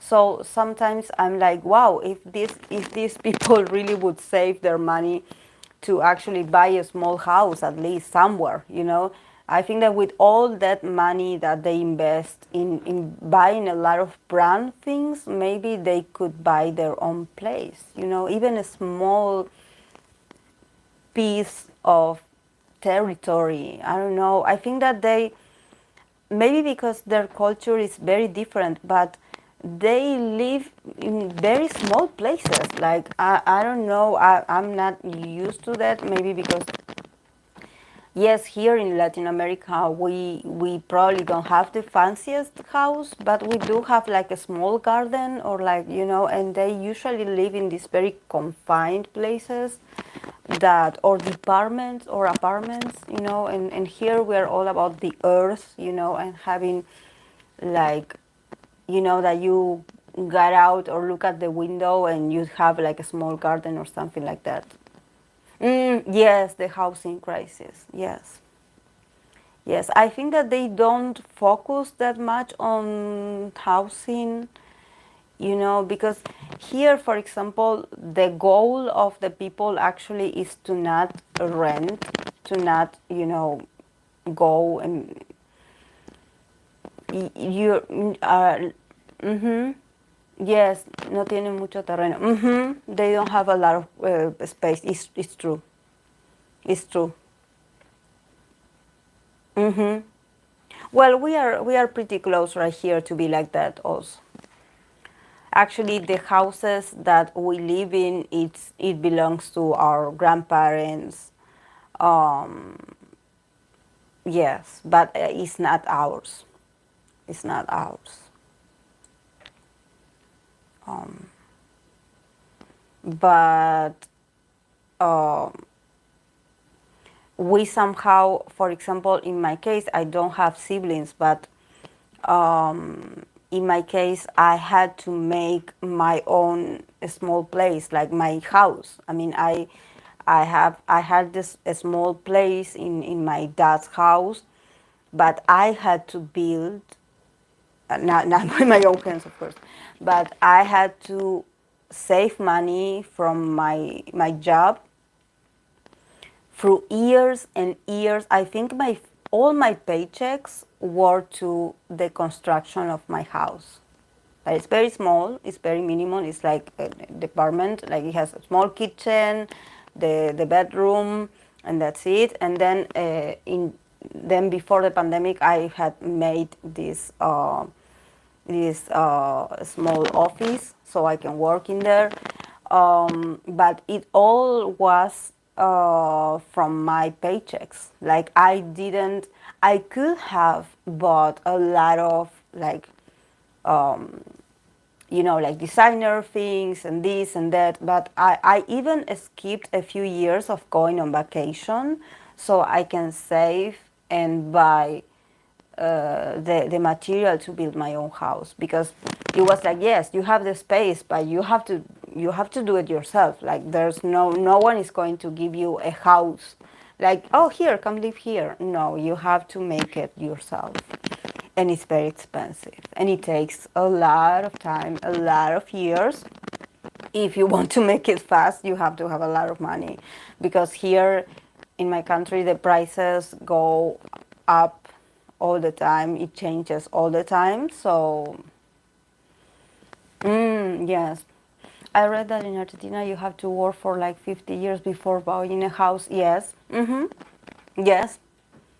Yes, Leonor. Yes, it's like this. It's like this. It's like this, honestly. That's why I don't have children. Like, I mean, I don't have children because of I have a few health issues, but having a child is expensive. At least if you want to give that small human being a proper life, an education and everything that they need, it's expensive. It's expensive. So you do need to take that into consideration. You also need to have a partner that can also be supportive and stable financially. There's a lot of things. So, and relationships are complex. Relationships are complex as well. It's like you never know. You never know who you're going to end up with. So you have to be very careful who you associate yourself with.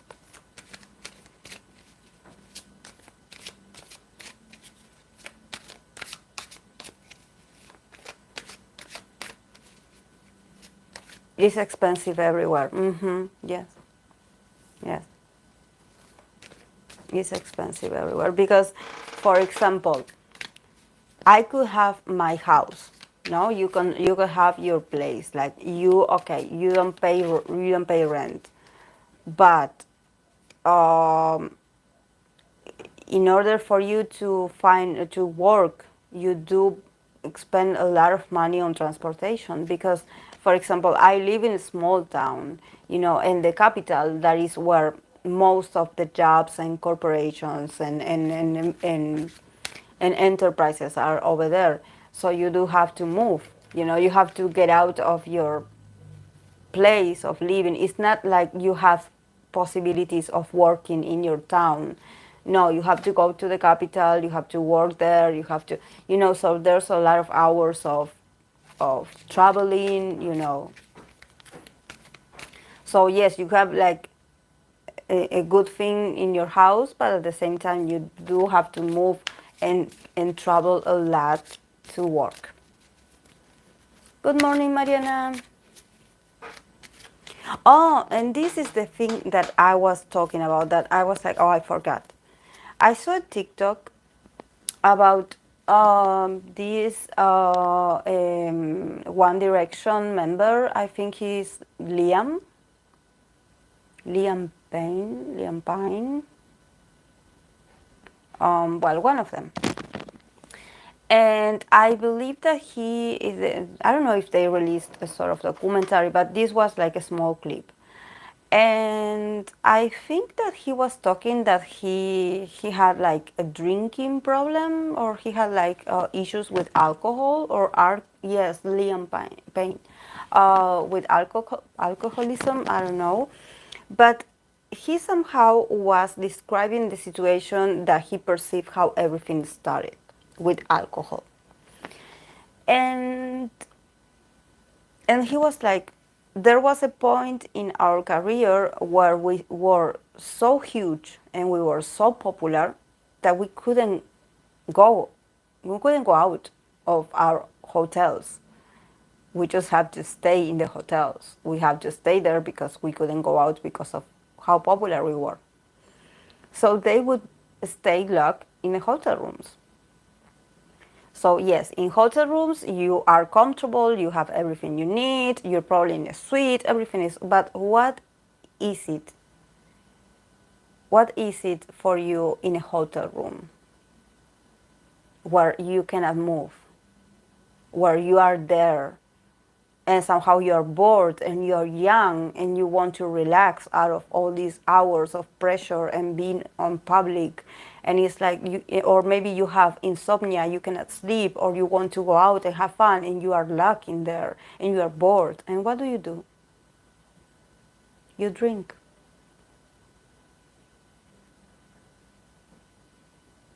You drink.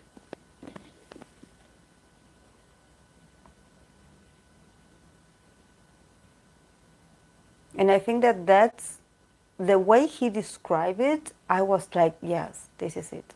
Because actually, I was thinking about that. I was thinking about alcoholism, a lot of. Because sometimes fans are like. And this is very. I remember there was these people that were commenting about BTS not attending the Grammy party, after party, and they went straight to their hotel, and they went on Live, and they were like celebrating. They were the seven of them. They were jumping, they were celebrating and talking to the fans, and expressing to the fans how the whole experience was. And they were celebrating there, and some people were like, oh, this is great because BTS didn't go to the after party, but they stayed with us and they shared with us and they talked to us, and they didn't go to that party. So I'm happy that they didn't go to that party. And I was like, you're so selfish. Because yes, maybe the party is not the most like comfortable situation. Probably they don't know much about the people, but it would be nice for BTS to go to a party, you know? It would be nice to see them outside the hotel room somehow. You know, I think that I hope my favorites don't stay locked up in a hotel room, because they had worked so much to be where they are that yes, they do need to go to the hotel to rest, you know, to eat their favorite foods, and they don't have to wait in line for anything. They just get service. It's amazing. Of course, I want them to be safe. But at the same time, I'm like, I want them to go out to a party. No, I want them to go out to a club. Of course, with all the you know, the protocols and everything for them to be safe. But I want to see them get out of a club, you know, and I want to see them, like, yes, I want to see them. It's sad. Don't buy with their part culture. Yeah, probably. But I was like, um, you know, maybe it's because they are so popular that they somehow, I don't want them, their popularity to prevent them from experiencing these random things, you know, because they are really young. I wonder, you know, just like we saw Jimin at this club in, I'm sorry, in Paris, where he was like having fun with this group of people. I want to see more of that.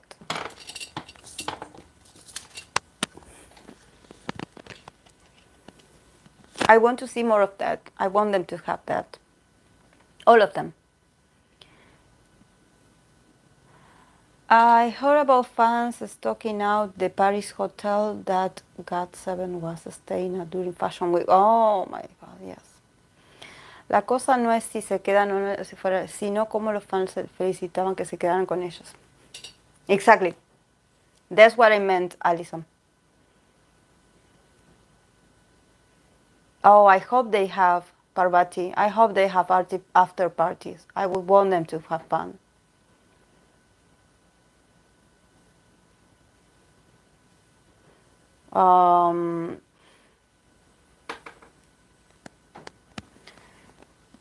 Yes.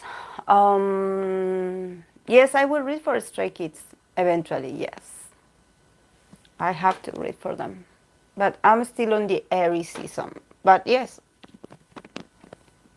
if you want me, I can pull a card for them later. But, you know, I was thinking about that, you know, like, I want them to go out. I think that you know, just like Alison said, what I meant is that, like, you shouldn't, like, be so happy because, like, oh, they are like in a room and they are talking to us. You know, like, they need to have a moment of just get bored at the party, you know. But and besides, you know, the parties are very like are for promotion, so you just go because they invited you or because you have to be there sometimes. You know, sometimes you do have to attend these sort of parties, but I think that you should also, like, I don't want them to get to be like in this sort of like golden cage, you know, because just like Liam Pine said, it leads to other things because somehow you are so popular that you cannot go out and do your life. So what I'm saying with this is that I pray and I hope, and I know that probably they do have their way to get out and have fun. I don't want them locked in a room. Because for me, you know, that thing that he says with alcohol, it's there. It's there. So I want them to be able to go out, see their friends, you know. It doesn't matter the way they do it. Just do it, you know, just do it. Just go. don't isolate yourself, please. Don't let fame. And I think that this is more for the people that manages them more, because I think that actually in Liam Pine case, what he shared was that probably the people around them didn't know how to manage how famous they were. So they were like, okay, what do we have available to protect these guys? They cannot go out. So we need to keep them locked here. So yes, you're going to get stuck here. You're not going to be able to get out, but yes, you have service available, you have everything available, so do it. But I hope that because fame is really lonely. It's really lonely. And for each member, it's a different process. Maybe for some are like, okay, I'm staying in my room, like I'm fine with it. And maybe there are others that are like, I cannot stand this. I want to get out. So I think that when he said this, I was like, yes, this is how alcoholism starts, and also in a way of evasion of reality. Because you don't want to be there, but you are stuck in there. So what do? You evade yourself, and you start like drinking because yes, you have it available, and that's how addictions start. So I think that what he shared was very insightful. It was his experience, but I think that he's not the only celebrity that goes through that. I think that that's the way he described the beginning of how it all happened in a hotel room. I was like, yes, that's where. That's where. Isolation and escapism. You cannot get out of there physically, but you need to get out emotionally and mentally. So what do? You drink. Ah, yes. Yes, I know. Literal, hay antes usa ese día en París para criticar a Jimin. Eran sus vacaciones, yes. Jimin really deserved. I love that Jimin. I love to see him like have fun because I know he loves that. He is a very sociable guy. He's a Libra, so I think that I love to see him like that without makeup on. Having fun. I don't know. I'm maybe.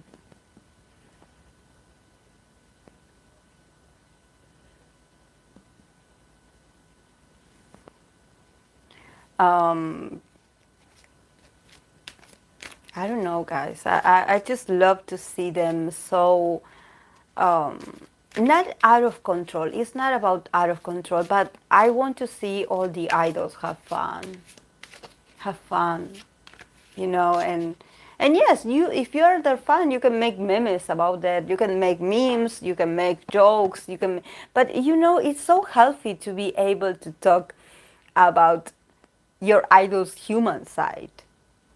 It's so healthy for you because somehow that person doesn't become this sort of hero. He's just a random guy doing his thing.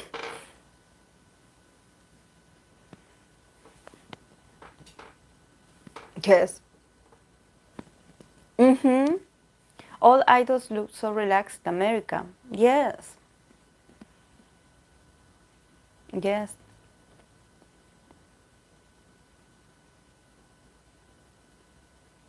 Oh, okay. Yes, since I mentioned him, because I think that what he said was very, for me, it was like, it was a perception that I had, about, like, there was something about seeing the idols do their real lives and stuff on the hotels, and I was like, yes, of course that for them to turn on the V Live and being able to chat to the fans. Sometimes also when I see them record on their cars, the V Lives, I all of a sudden feel really sad for them. Because I'm like, yes, they are probably working, but I'm like, it's so sad. I feel like they are so lonely, and I'm like, oh, like, I think that the village that I enjoy the most is when they go out to eat somewhere, or when they are walking their dogs, and they all of a sudden do the life. They are breathing air, and that's the kind of lives that I enjoy when I see them moving. But when I see them like all like on that room, I'm like, oh, hmm. Yes, I don't know much about One Direction. I know who they are, yes. I know their music, but I don't know much about them individually, as individuals. But I know he's a Virgo. I think he is a Virgo. There's a lot of Virgos I think. There's two, I think. Two and two Capricorns, I believe. And Harry is an Aquarius. Um, but I don't know much about their personalities, but yes, I think that uh, they they were really famous back then. But somehow people, I think that probably the fans, since they were in a lot of rumors, especially when it comes to dating. I think that the fans were really used to, the idea of the guys having a love life.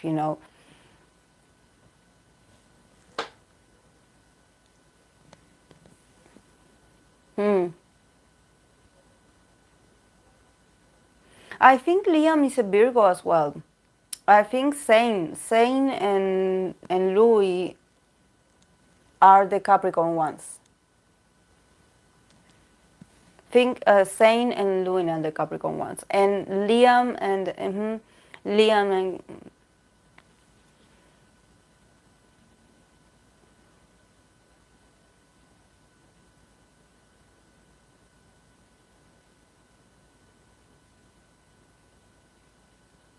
for me it was like, are you serious? But it's a way of business.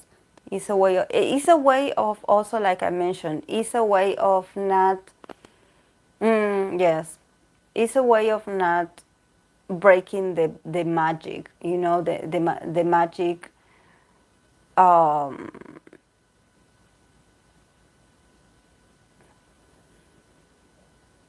yes, but I want to see evidence. I want to see. I remember when I saw the pictures of Jenny and Kai, I was like, I wanted to see more. I was like, but none of them. But I wanted to, because I was like, they look so casual in that date. I was like, yes, yes, yes. I felt like that moment was so liberating. I don't know why, but it was like, okay, from now on, we are going to see a lot of pictures like this. And I'm sorry. I know that there are a lot of people that don't support this patchwork, and of course, I agree. You shouldn't be like this. You shouldn't get in the bushes like waiting for. Um, but I was happy of that picture of her getting in his car, just the two of them. I mean, there was no Delulu here trying to translate for us with cheesy music in the background about what happened or what could have happened. You saw the how everything developed in that picture. The hostage concert. I call it the hostage concert.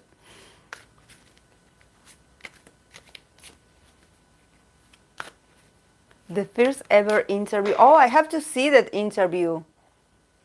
Spirit of Mosaic. I saw them basically admitting to dating at the time, and I was like, these guys are so cool. You're like, that's the kind of group I want to stand. That's the kind of group I want to stand. Because, you know, it changes your perception of who they are. Or actually, it shows you a bit of who they are, that they have feelings and that they have needs. That it's not that they are born pretty for you. You know, they do have interaction with others, and they use their charm and their beauty to attract other people as well.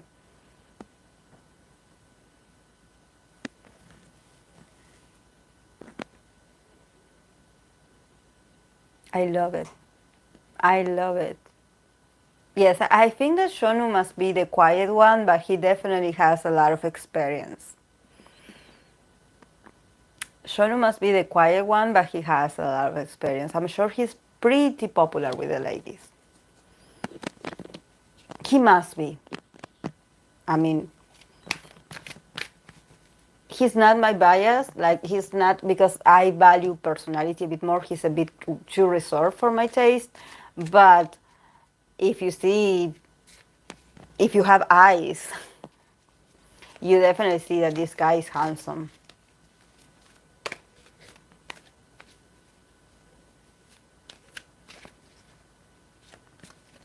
Yes. Yes. The fans are the ones that make a huge deal about it. Look what they did with JK and the tattooist artist. I loved that girl for JK. I know that probably they said that she was in a relationship and that they were friends.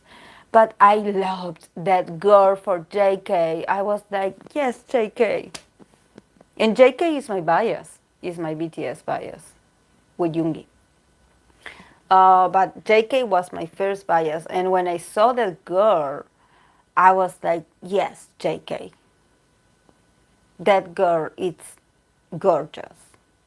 Or she looks so different, you know, and I think that that's what I love about him being associated with people that are different, because somehow it shows you what he likes.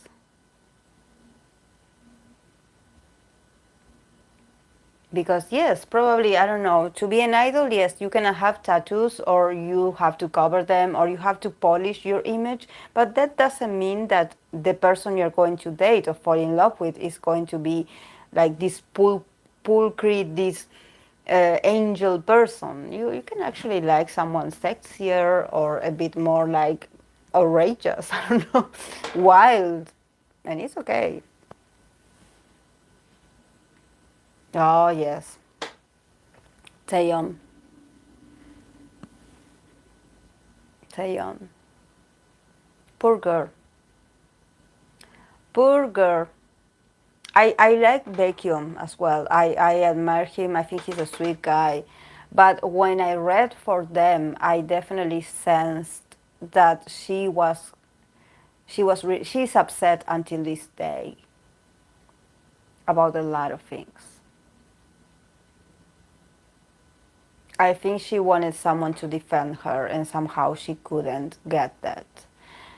So I felt sad for Taeyeon. I think it was experience for her, you know, like all experiences, and of course, it has to do with her fame, and it has to do with her status, and with the responsibility that comes with the status. But I think that she probably had a lot of things to say, or she wanted to defend herself, and there's a lot of frustration in there. Yes. She wanted someone to defend her. She wanted, you know, and I think that that probably is one of the things why sometimes these very successful and beautiful females, they go for the regular guy, because somehow it's not about them not affecting their work. It's more about them like, okay, I know this guy is going to be there for me.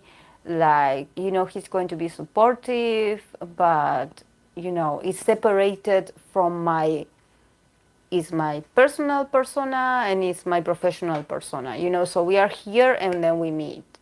And yes, she gets slender to this day because of it. Also, really hate Starship for breaking up to his long-term partners. Yes.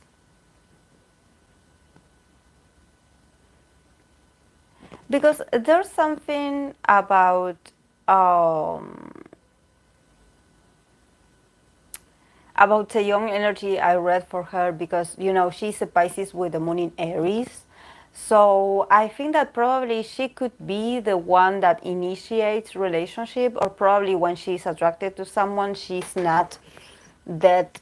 I don't know how their story began. Maybe if you are a fan of them, if you know, maybe you can share with us what you think about how this started. I don't know much about them, so, but from what I read for them energetically, it seems like she is a person that when she is interested in someone, she just goes for that person, or she just makes it obvious that she is interested or that she likes someone. And in the case of Beckham, I see Beckham a bit more laid back, in the sense that um, he's a Taurus. He's ruled by Venus, so definitely for him to be loved or to be, I sense that he's the kind of person that he just goes into the relationship because you tell him, like, let's be together or something like that. I sense, I don't know if is she older than him, because it seems like she is the one that carried the pants in the relationship somehow, and that's why she probably got the backlash, because she seems stronger. She seems stronger, like she definitely seemed to be like the one in control. And somehow what I think that what people didn't like about that is to seeing their favorite idol being with someone that has so much control. I think that they would prefer him. They would prefer him to not date, actually. Um, but I think that they definitely baby him. And they would probably have this fantasy of him being with someone that is very sweet and naive, that they would criticize that person as well. But I think that there was something, hey, that was something um, about Taeyong's uh, posture in life. That she's not a random somebody. She is someone that she's a leader. She's a leader. She is beautiful. She's talented. It's like she's the kind of woman that she doesn't need a man to actually make her look good. So I think that probably they could have been a bit offended, like, oh, he's dating her. So that also allows him to have this sort of image of being get away with things, because he looks so sweet, or he looks so, like, compared to her energy, he looks so, like, small. you know but I think that it's not about vacuum. It's about, I think that a lot of people that will probably enter a relationship with Taeyong will feel the same, or will be perceiving the same, because she has a strong personality. So definitely she needs like a softer, a more feminine kind of person. It's just that in this case, since they were both popular, you have a lot of people making assumptions and opinions.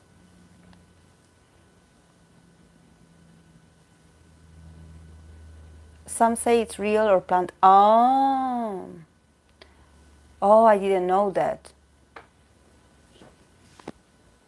She definitely looks older. Not in appearance. She has this sort of toughness. I think that it must be her to date Taeyong. Really? Oh, really? Probably. Probably. because she's a very tough female. I definitely see her like,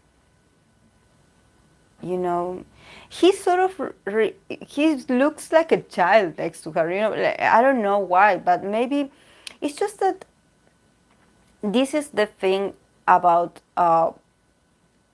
the idols, is that they do have a concept. So probably if Beckham is considered by the fans as this very playful energy, he's a moon in Gemini as well. But we don't know how he is in a relationship. So maybe yes, for the cameras or for the group, he is the playful, the mischievous one. But maybe in relationships, he's actually the opposite. Or he can be possessive, or he can be bossy. We don't know that. He's a Taurus, so he's pretty stubborn. I have seen posts about from people who work for SM and did SM do like, oh, probably. And what do they say about? Do you know what do they say about Kai and Jenny? Mm-hmm.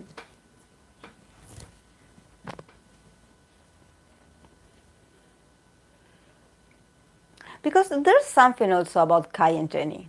Like, yes, it makes sense that they could be seeing each other because, well, they're both attractive. But outside of that, like, it was hard for me to see them. Like, to understand, like, well, we go through that in our relationships as well, where we are seeing people or we are getting to know people that we are not sure if they are for us. We are there, we are still in the phase of, seeing the situation, and you're like, I don't know, but I'm going to try anyway. Real, but was taken advantage of by their companies. Yeah, because it was very strategic the way the camera was placed. Then they follow them to the square or something like that. That just to show that they have like, like, oh, it's them. It's not that they went to someone else's house and this house, or that, I don't know, Kai was giving her a right to meet with some other idol.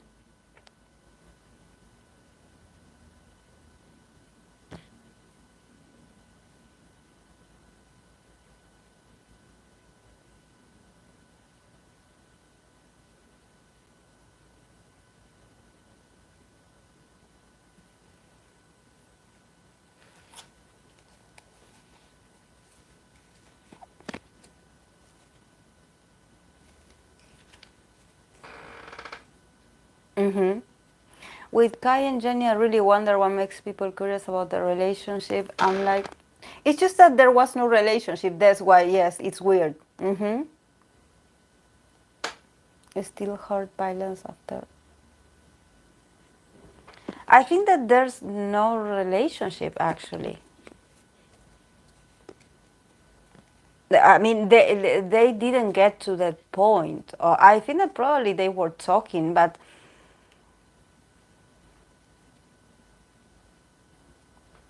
Mm-hmm. Mm. I think that Jenny was with someone else that is related to Kai.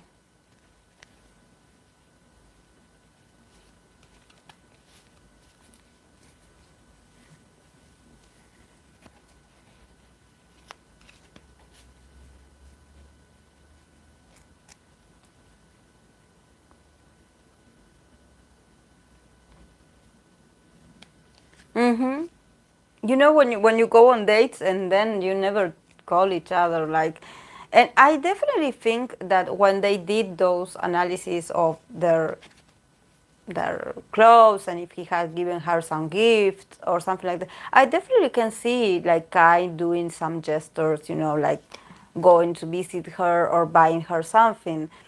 But I feel like Jenny was interested in someone else.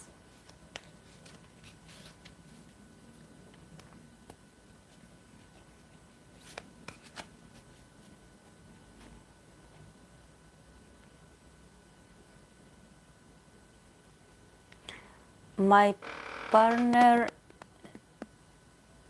G2? Who? Is there any idol you think will have the guts to date openly in the future?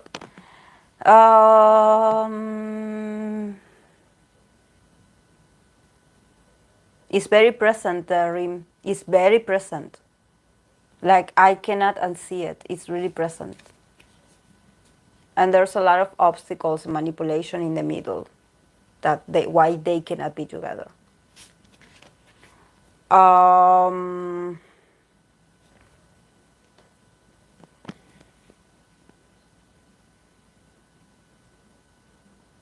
Probably the one that I would expect to be a bit public is BTS B. But I think that he would get into a lot of trouble with the company. But I think that he would do it on purpose to, if they get him pissed off, or if they get him like in a place where he is like, I don't care anymore, I'm going to do what I want, you are going to hear from him.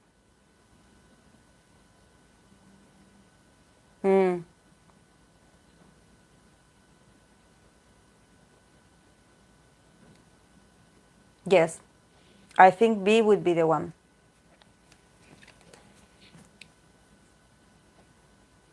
B would be the one.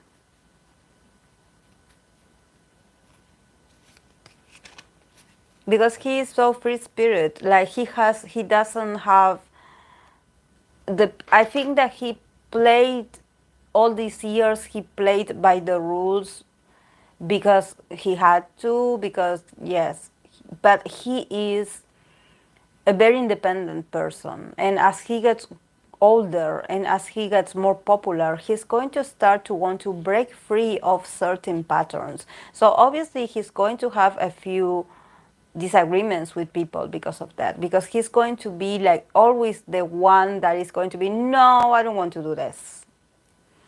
So I feel like people try to calm down B a lot, like, don't do this, don't do that. But actually he's just being a normal person, like, because actually he's really friendly, so you can expect him to be locked down, like. And also JK is also starting to set himself free as well. You know that he's sharing more about what he likes, his favorite movies, his favorite things, like, oh, I admire this artist. I don't care if this is a female. Yes, I admire her. I like her. I think she's beautiful. I think that he's also slowly like getting a bit more bold about talking about what he likes, And I think that that's what he has to do, because if he stays in this very protected magnet, they are going to turn him into this baby, and he will not be able to talk about his real self, because everyone will be like, no, no, no, he's a baby, he's a baby, he's a baby. No, he's not a baby, he's a grown man.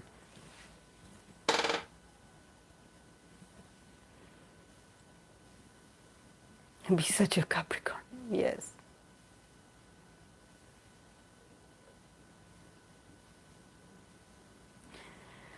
Yes, with the help of the international funds, they will open about dating. Yes, not right now, but they will eventually. Yes, I think that they are waiting for the right time, but I think they will. They are getting more bold because of the acceptance of the fans. Yes, that's true. I'm happy that the fans also they are reading the fans' feedback, and they are like, okay, they want us to do this. Because actually they are thinking about, being more sincere about a lot of things. They want to share. It's just that they are waiting for the right moment, yes. But the company is also like holding them back, like, no, because now we have to launch this, now, I think once they get out of the military, yes.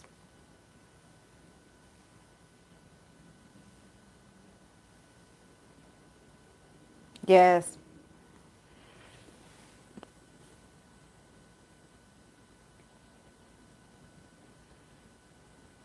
It can really change so much. Mm-hmm. Yes. Yes, I think that, well, Jenny is my astrological twin.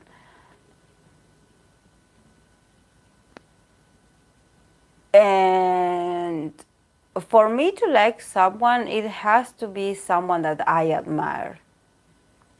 And it has to be someone that has a sort of autonomy in their person.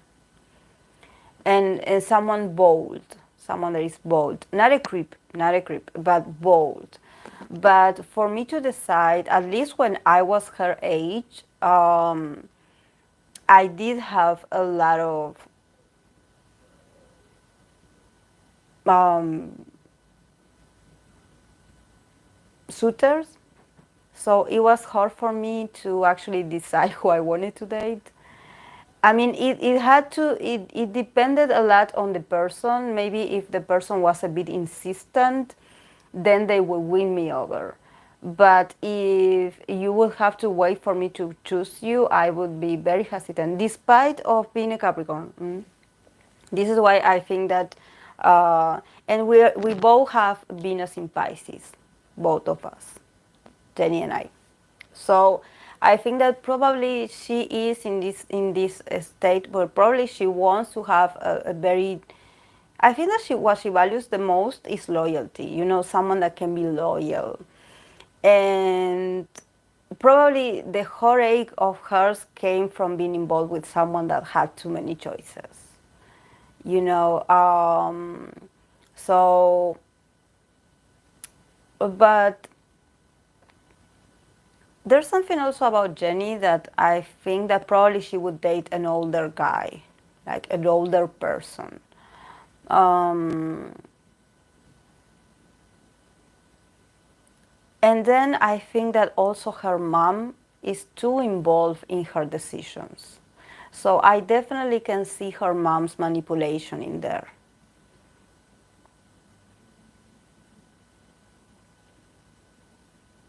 Like probably like being like, oh, you should date this, you should give this person a chance, or you should. There's something about her mom that I don't like, honestly.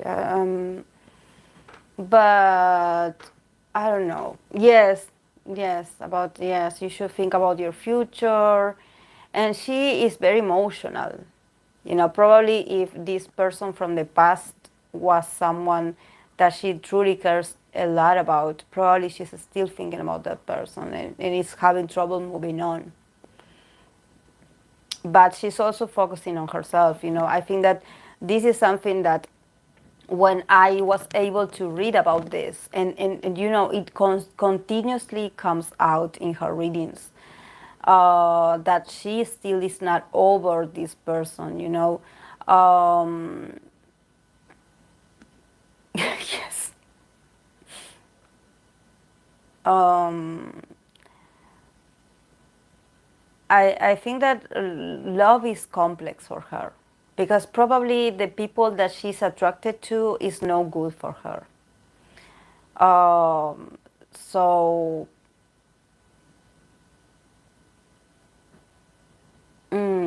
yes.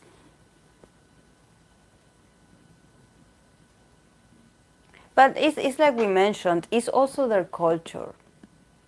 They do think about the status and stuff, and I think that she's a bit more emotional. I just like Jenny's energy. She's very pure.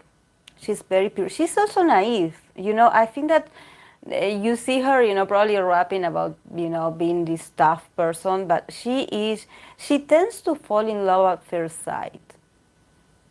She tends to fall in love at first sight. So probably, and she tends to fall in love with a person that probably just gives her the minimum attention. Probably for her, if you are polite to her, or if you show interest, or if you like, she finds she starts to feel something. And I think that this is what she needs. She needs someone loving. She doesn't need someone that can support her financially because she has her own money. but she wants someone to love her, to she's very cold. Like, it's not that she's cold as a person. Yes, she does believe in those sort of magical encounters. So probably if she had this, this. Why do we have these people here?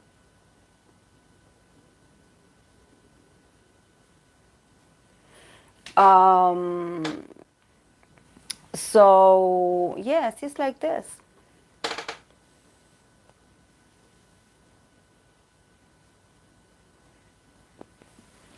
Um, it's weird, her energy, but it's not weird, it's complex. I think that relationships is not that complex, but definitely I think that if you are, like I always say, if she's interested in someone, you just have to look at the way she acts around that person.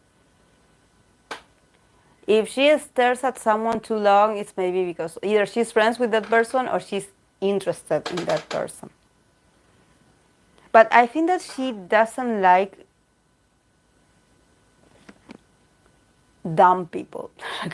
I'm sorry, but I think that she doesn't like dumb people. I mean, for you to be just handsome, it doesn't do it for her. You just have to have a personality. You have to have, like yes, being gentle and everything, but have also a lot of values. A strong mindset. Yes, I think that she is very selective, but somehow she cannot control being romantic. She is a romantic. It's just that maybe the circle of people that she meets, it's not very. I think that probably for all female idols, especially the most popular ones, they have to be really careful about who they open up to or who they start like talking to. I think that definitely they should take care of themselves. This is why when I read for females, I always say the same. Like,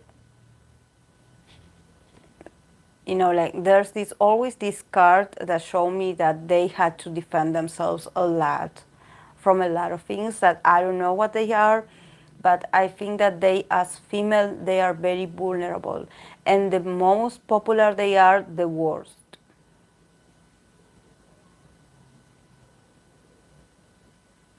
Yes.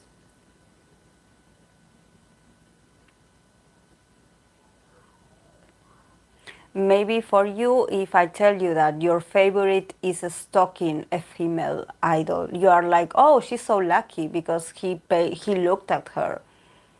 But what if she's not interested? Or what if she doesn't like him?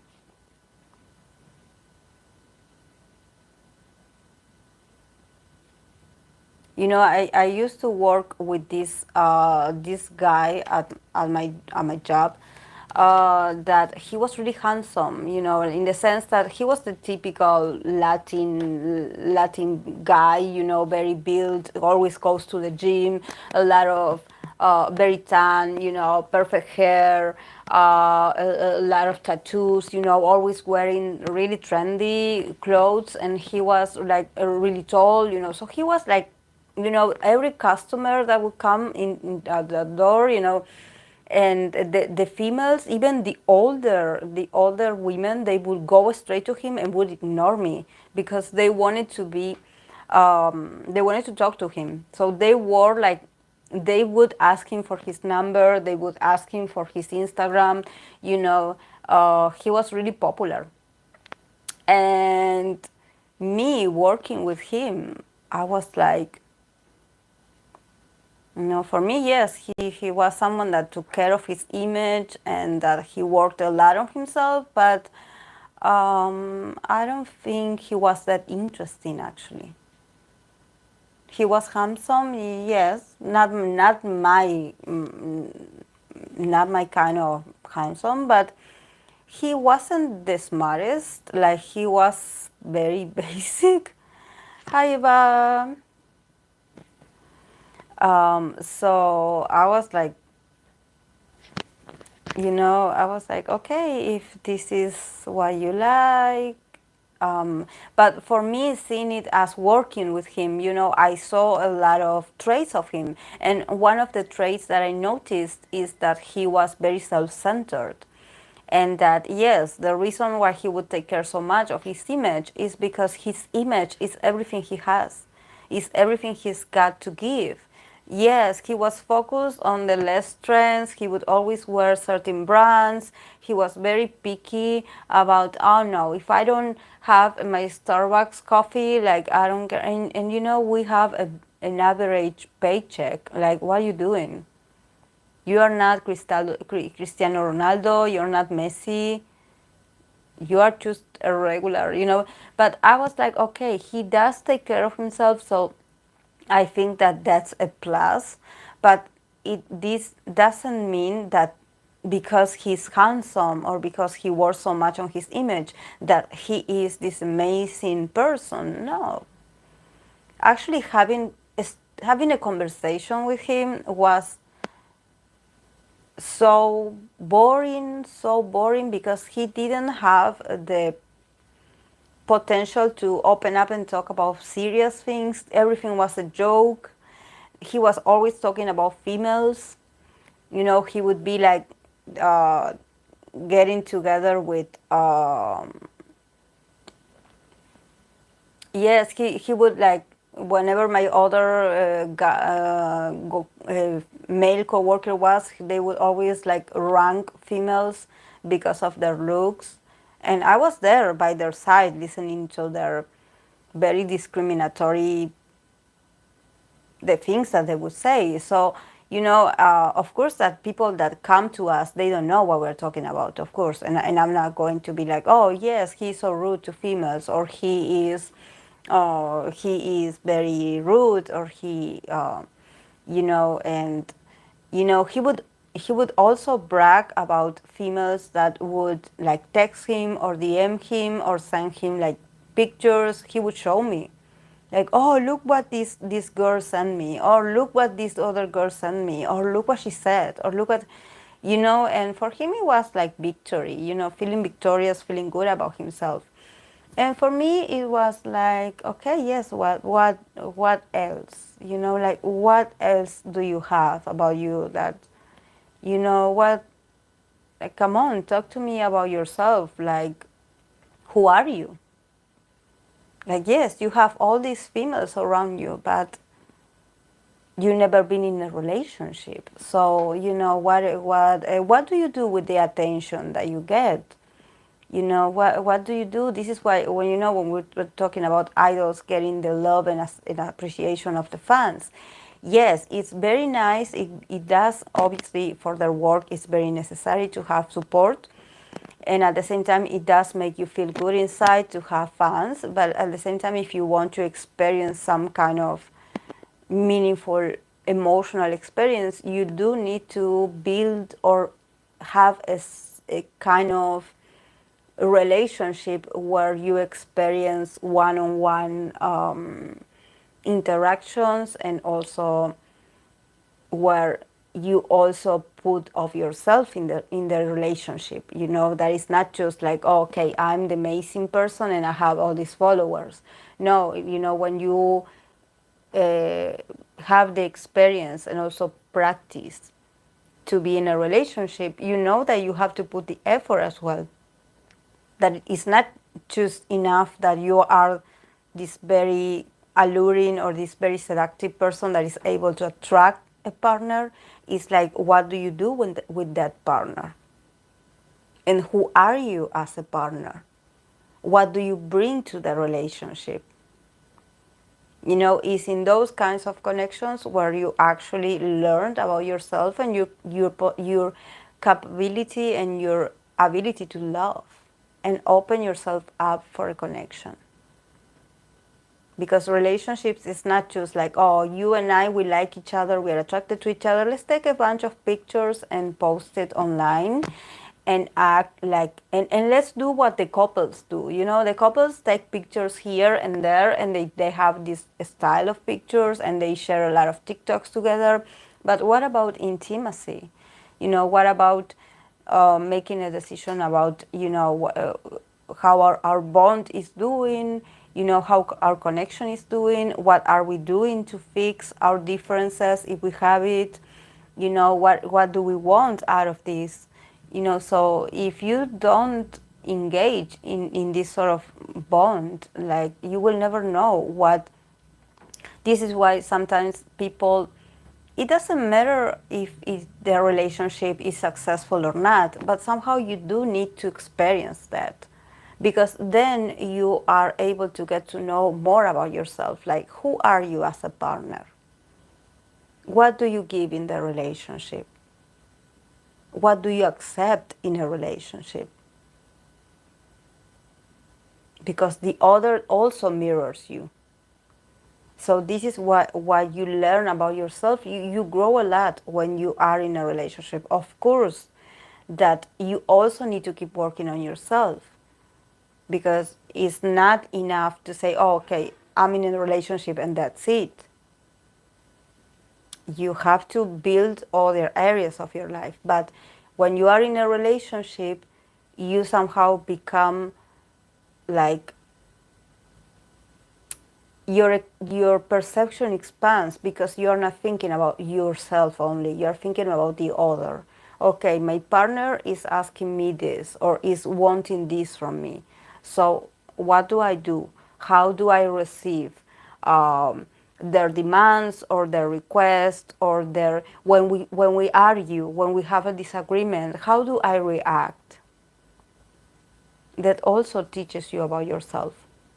So this is why I think that it's great when the idols tell you that they have been in relationships, because somehow when they are thinking about being in a relationship, or when they are thinking about heartbreaks, they definitely experiencing it. So you know that they are connected somehow to that emotion.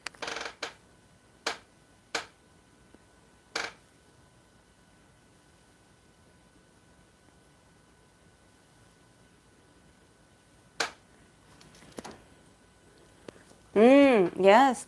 How do you deal when your partner is not honest? How do you deal if your partner betrays you? Yes. As well. Yes. Yes, they also make assumptions, yes, about, oh, this must be about this and this and this. And no, maybe, like I say, maybe if they look worried, they have a stomach ache. Sometimes it's just like that, sometimes. Not always, but, don't overthink about this. Okay, guys, we are 10 minutes to 3 hours. I have 4 questions. Does anyone have more questions? Made so much fun of making 3 songs called Secrets in the same year. Secrets that are not secrets, because they are talking to you about their secrets. I love it. And I also love the fact that my favorite idols can be desirable, or can be committed to something other than their careers. Puedes luego poner una carta para saber cómo se siente BTS. Ah, okay. When is the Grammys?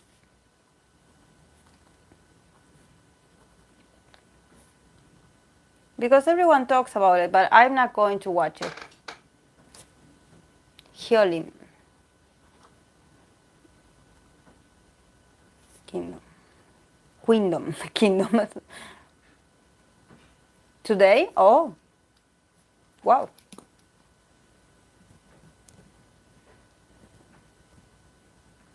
Yes, Stray Kids, I already have it here.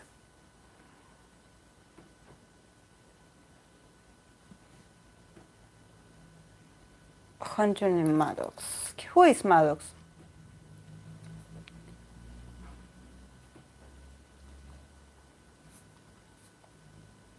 Is it the producer?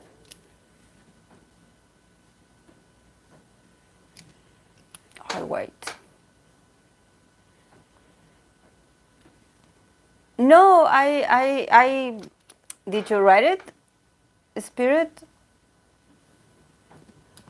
I actually wrote it unconsciously, without watching the screen. I put Hyolyn, and I was writing kingdom, and then I realized that it's not kingdom, it's queendom. Ah, solo singer. Suho. Oh, you did? Oh, I didn't watch it. I just got fooled by my unconscious.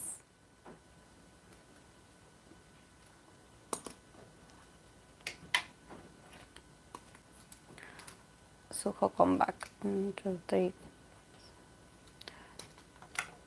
Okay, guys.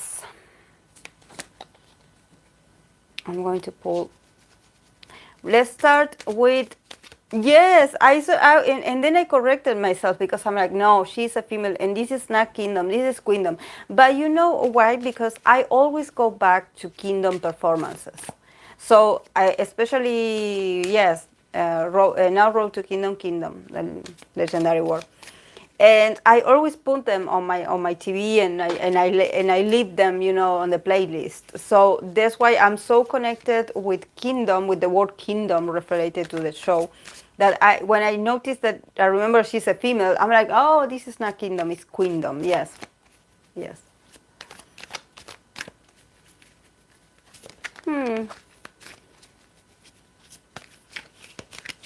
There's a lot of emotions there with Big Bang.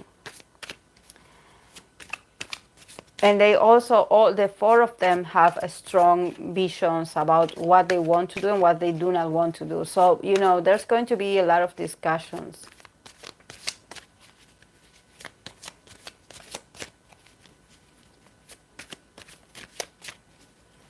Okay, let's begin with Stray Kids. Stray Kids.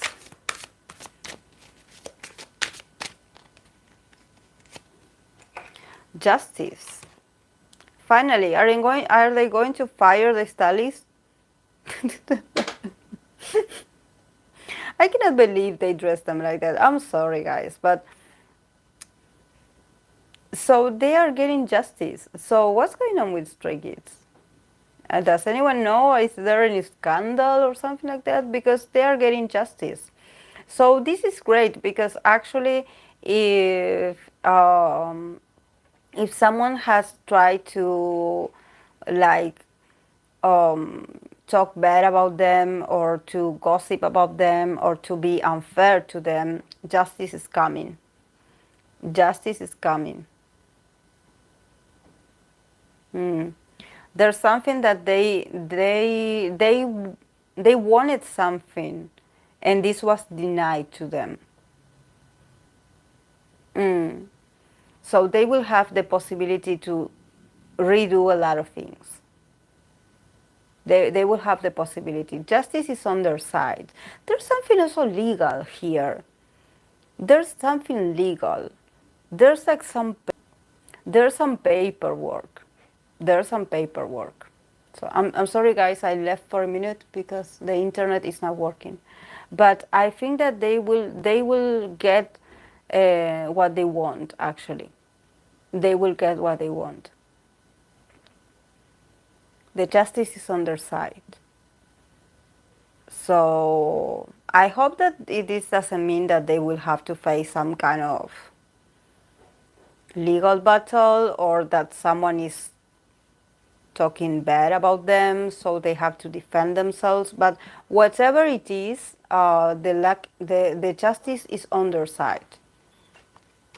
So they will definitely they will get justice. There's something. I feel like there's something, like they feel like there's something that has been taken away from them. And they are like, okay, karma is coming. I'm finally getting what I want. I'm finally getting my redemption. So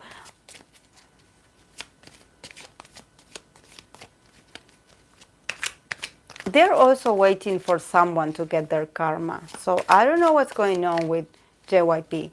And I don't think that it's JYP the person. I think that it has to do with people investing money in there. They did something to them. They did something to them. This is why they are waiting for justice to accommodate every person with their own karma, you know.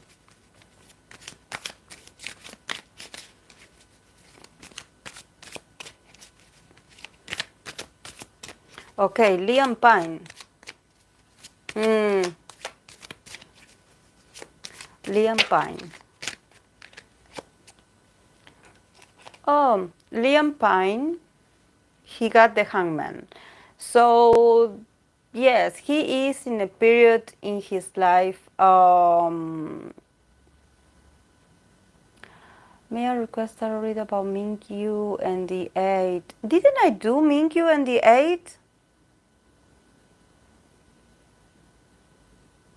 I did. Did you see it? It's on my channel. I think I did. I think I did. Liam Pine, I was going to say.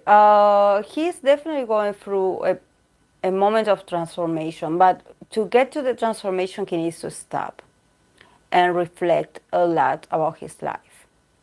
So probably something that he thinks that he is over with, or something that he thinks that he's like moving on from, is going to take a while actually for him to move on. He's still in this hangman, you know, status where actually, like he still has to do more work on himself. He's not free yet. He's not free yet. He wants to be, but he needs to realize a lot of things. Okay. Okay, happiness.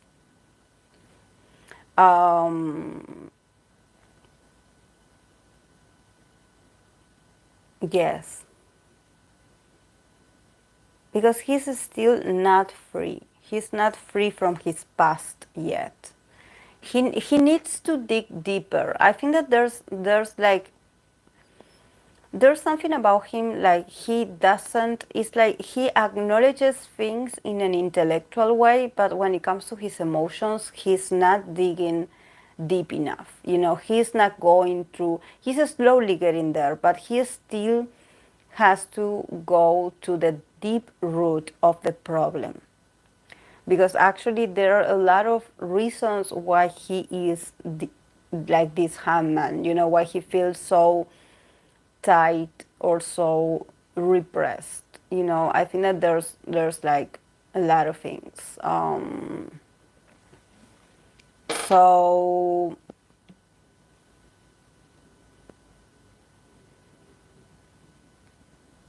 yeah, but he's slowly getting to this place of enlightenment. It's just that it's going to need more work. You know, it's going to need more work. It's not going to be easy.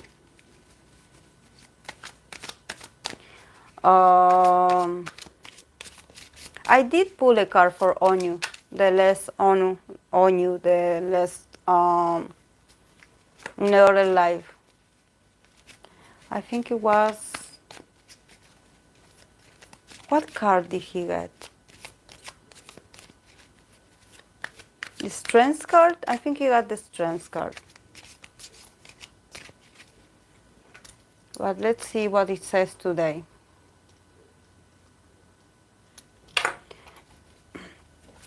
How BTS feel about the Grammys?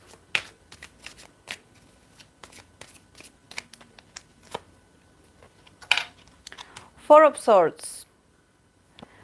BTS is resting.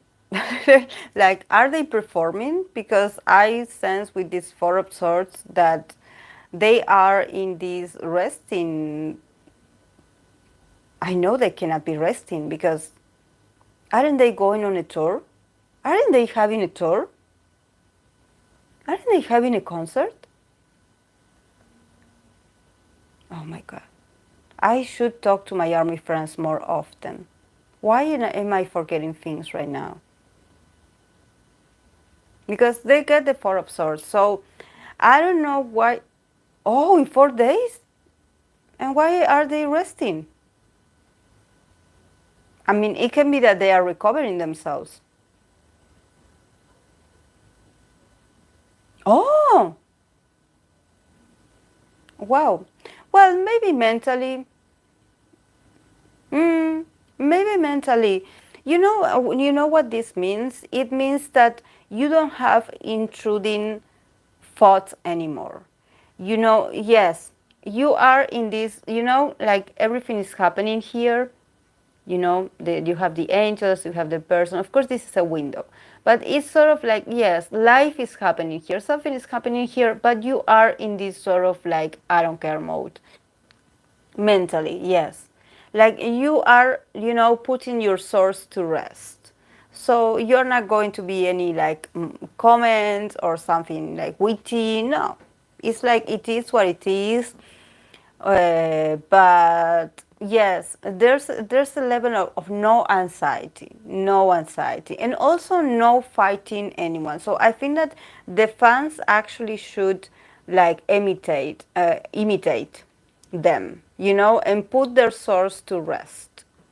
Don't engage with anyone. Just let them talk.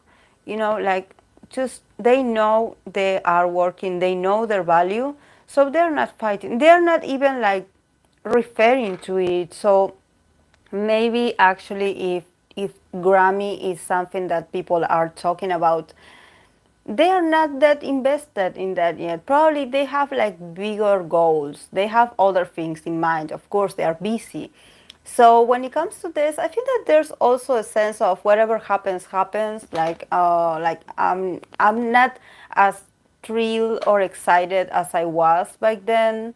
It's like, it doesn't. I don't lose the sleep over this. I don't worry. I don't even have something to say about this. It's like they're probably like very emotionally and mentally detached from the situation. They're like, what I did notice mm, whenever I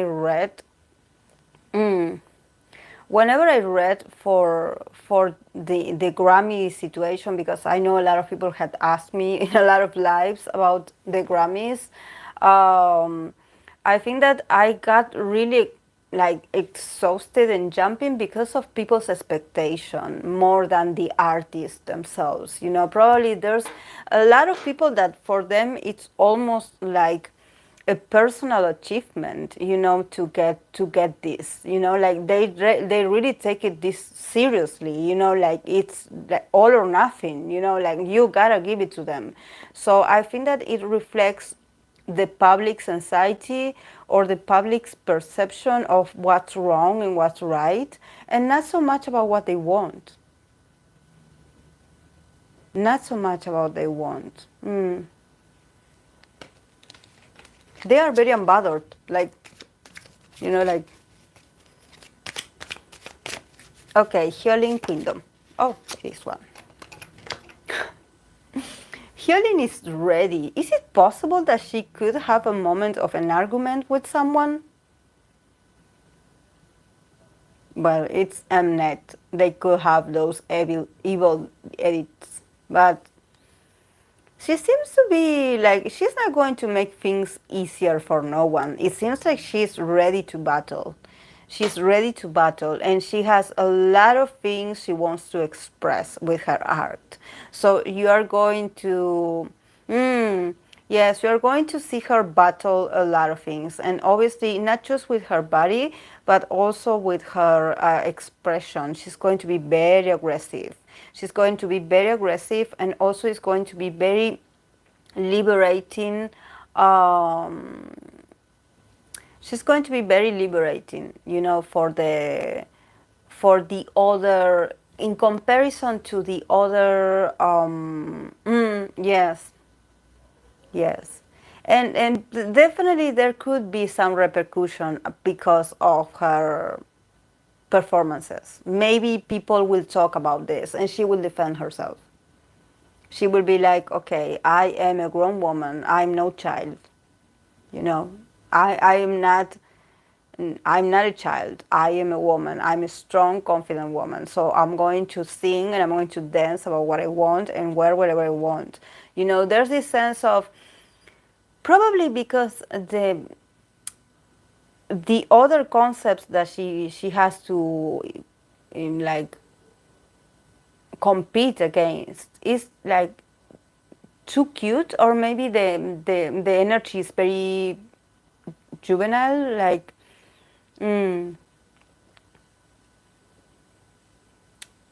yes.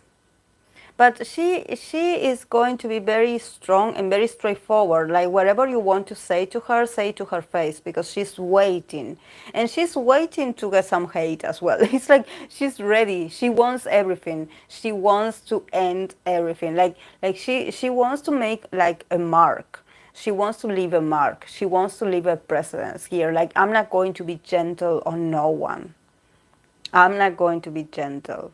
I'm going to be very blunt, and I'm going to be very strong.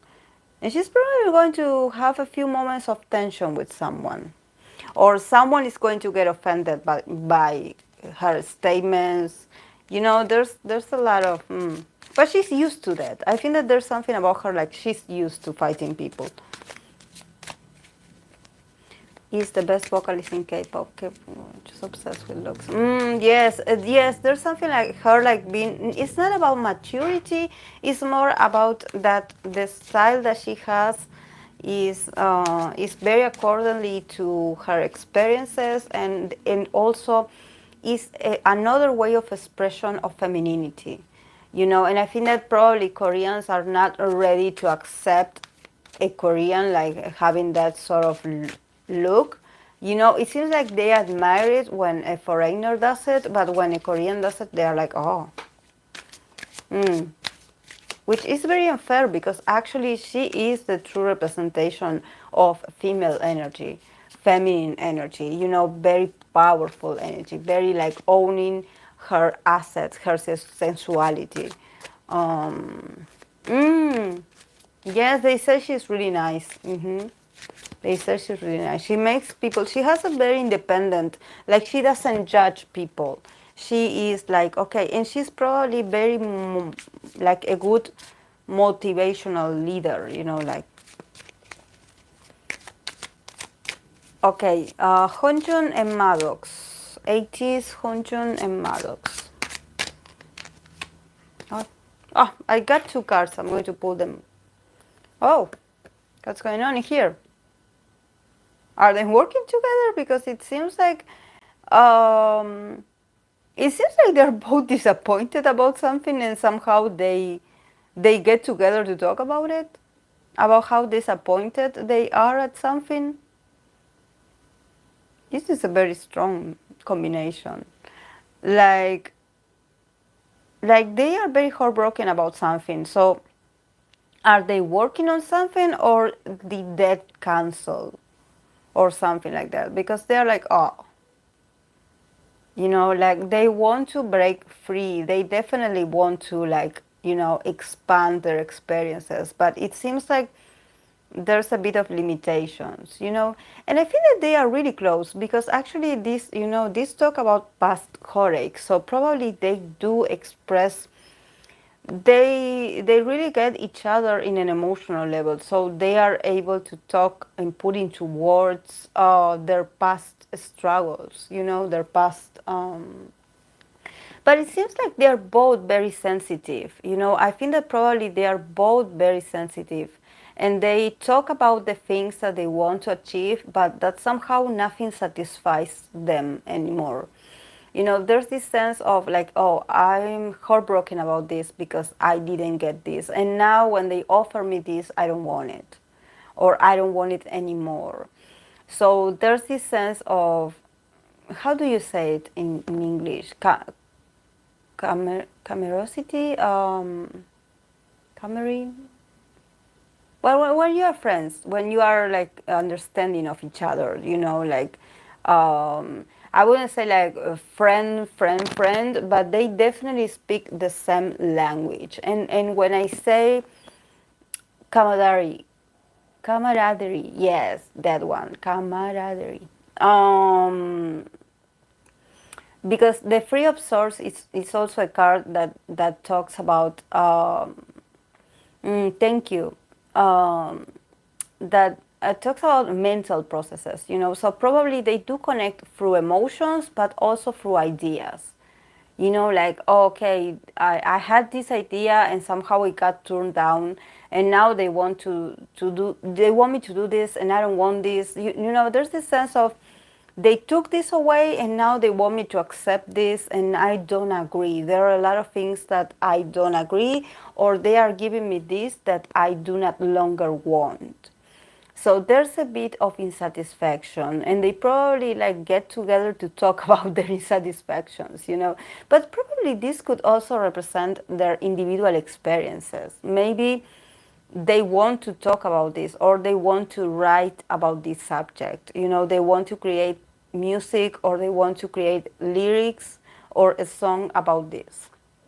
You know, about being disappointed, about being heartbroken, about not finding happiness at what you're doing at the moment. You know, they have this they are really good at creation because they have a lot of source, but they also have a lot of like, they probably are also a bit stuck. Like they get the idea, but somehow they don't think it's good enough. So maybe they are both very critical of themselves. So somehow they need each other to push each other up. You know, like, okay, what you got? You got this, let's work with this. You know, instead of the other one being really negative and being like, oh no, I don't want to release this because this is not good enough. No, it is good enough. Like, let's make it. You know, let's do it. Let's work on this. Let's do something, you know. But they definitely have a lot of heart conversations. And the conversations that they have are very deep. And they are a bit like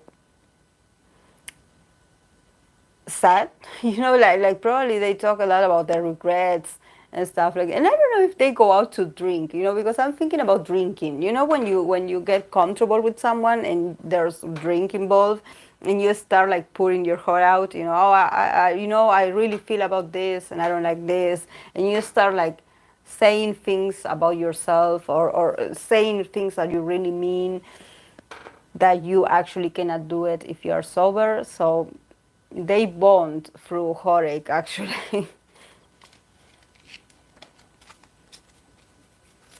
Okay, Suho, come back. Then I'm going to go, guys. I'm going to pull also one for Onu. And I'm going to go because I have to cook. And you have also to move on with your lives.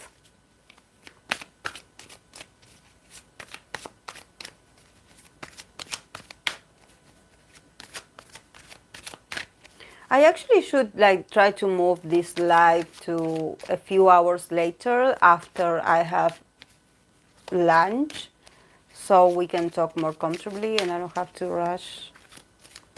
But I don't know if that's okay with your time zones.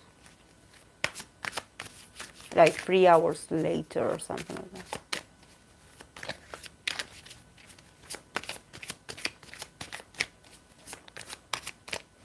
Thank you for the likes, guys. And I should get a moderator here because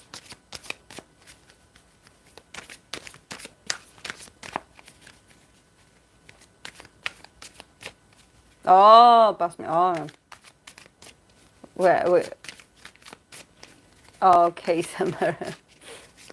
Because there's a lot of racist people, honestly, online. I don't know, like, I'm okay with that because I'm from Latin America, so you know, I don't care if what they call me. If you want to guess my nationality, if you want to guess my race, and you expect me to be offended by my race, you will have to dig deeper because I am the accumulation of a lot of races. So, you know, it's hard to identify my roots actually because I am a mix of a lot of races.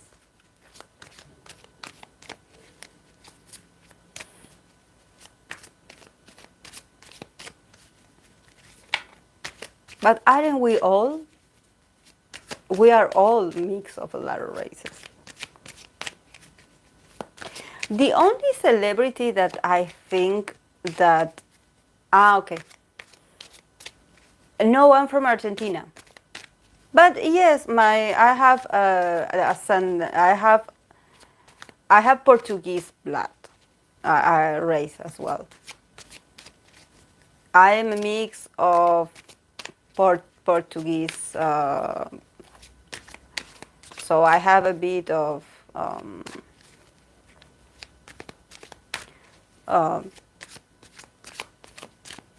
I'm brunette. I mean, I'm not that brunette because I I'm a mix because actually my mom's side are Japanese as well.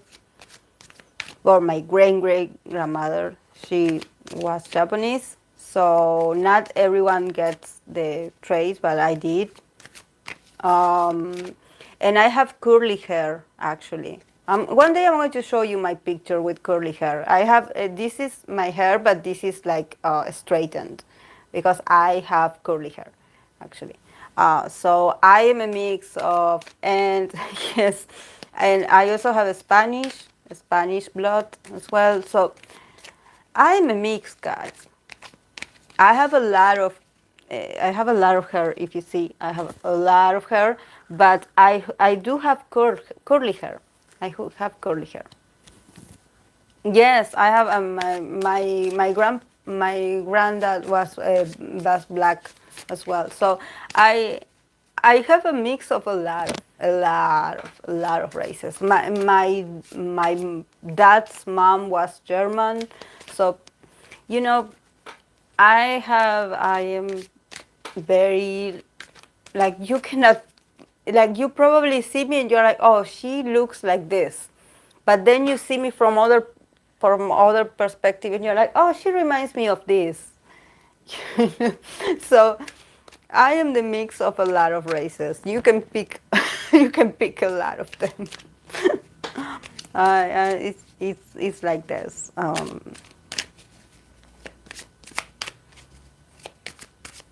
But when I was young, when I was very young, I actually got confused for being Japanese.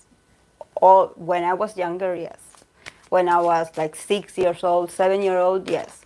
And besides, because my mom used to pull my hair up really in a ponytail, you know, like mom do when you go to school, that they pull your hair up like this, so it leaves your your hair like this. I had it like this, so it had like I have like very like I don't know how you say it in English, but I had my so and here in Argentina there's not much people with those traits, so everyone will get like if I ever get some kind of not racist, but a comment about where I was from, they would probably tell me that maybe I was from Japan, um, but I'm not white, so I am I'm not white, I'm not brunette, I'm like red, but always. Um, and when I was younger, I had a lot of like I have a thicker eyebrows. When I was a teenager and I used to like, you do the depilation of the eyebrows, then I lost them. Like somehow since I depilate my eyebrows, they got really thin and I couldn't get back to. ¿De qué parte de Buenos Aires, of the capital. The capital. Mm-hmm.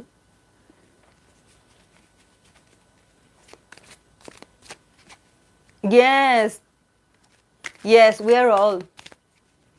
Yes, we are.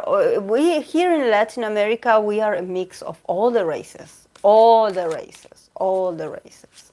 But I do get, especially when I had curly hair, especially Brazilian people. Brazilian people, they will be like, "Oh, you may be from Brazil." Maybe because I am a mix of. I'm mixed race. Yes, a mixed race. We call it here criollo. Criollo. Mm. Okay, it's a mix of black people with the Spanish people. So we are all an is it indigenous or aborigine? Aborigine people as well. So yeah, we are, we, we are a mix, and we're happy about it. I think that's great. That's great. The more differences. I love to be different. I love it.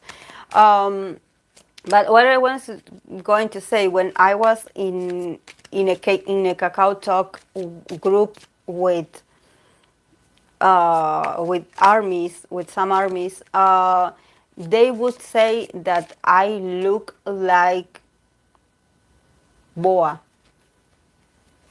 That I have like that I look a bit like a boa, like Boa, the singer. That I have a sort of resemblance to her. And we're almost the same age. I'm older than her, I think, because she's from '86 and I'm from '85. So they used to tell me that I look like her a bit, especially when I smile, that I look like her a bit. But I don't see it. Honestly, I don't see it. But it makes sense actually, because she's a Scorpio. So I usually get like people that would say that I look like someone. Generally is a Scorpio female. Generally, there was one person that she would say that I look like Gabriel Union, but in a very lighter, I guess, lighter version. Um, but oh, really? Oh, maybe they were calling me a nobody and I didn't know. But oh well, you know.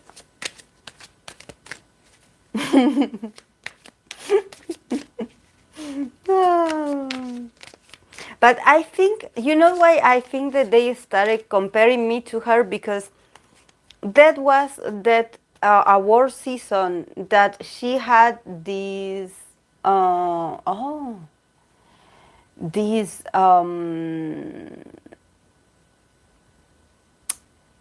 how was it? The performance that she did. I think they gave her an award or something like that. So she made this collaboration with Taemin of "You're Still My Number One." I think it's the song. She appeared in an award show. Yeah, exactly. The woman, her whole childhood and her whole adulthood is on the industry for you to insult her. My God. My God. Some people, I think, are born yesterday, like, yes, Mama 2020, that she made that transition with Amy. They were, oh, she looks like you. Thank you. Let's go with Suho. Suho, come back. Oh, what's going on with Suho? Suho is like, what's going on with Suho? This is recovery, actually. He's slowly like connecting with his emotions, and his emotions is more about the sad part of being sad. It's like you acknowledging that there are some things that are not going to be the same. So probably he's, and this is actually the Five of Cups. It's a card of acknowledgement and also of growing emotionally, because you see the person is sad, but it's because it's focusing on the empty cups, the cups that are spilled and that have nothing to give. But if you see here, behind him, he has two cups standing. So it means that hopes are on their way. Ah, after leaving army.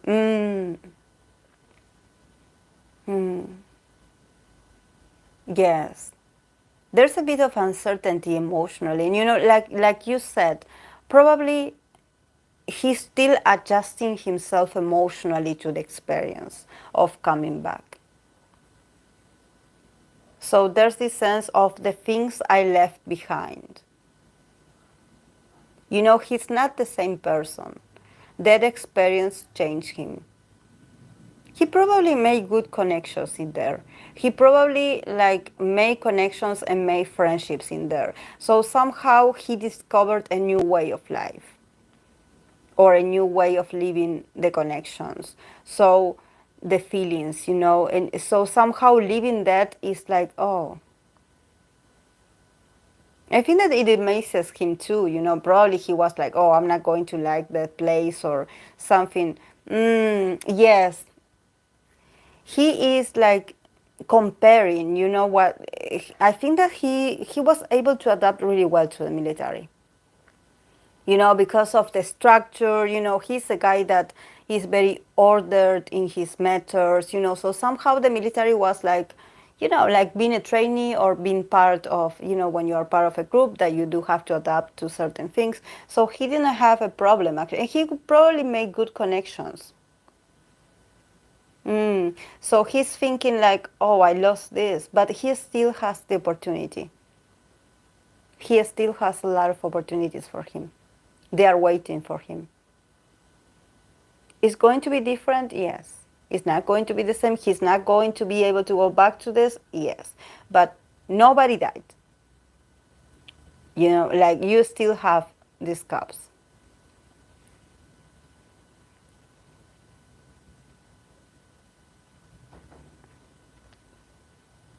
So he's slowly going to recover. It's just that I think, like you said, that he probably emotionally is a huge change to get out of that. Probably if he had waited a few months, he would be like ready emotionally. But he's like, yes. But I think that they push him too fast. It's not that he doesn't appreciate the opportunity. Of course, he has to take it because, if you have the possibility, take it. But I think that probably they did it without considering how he would adjust to this getting back again.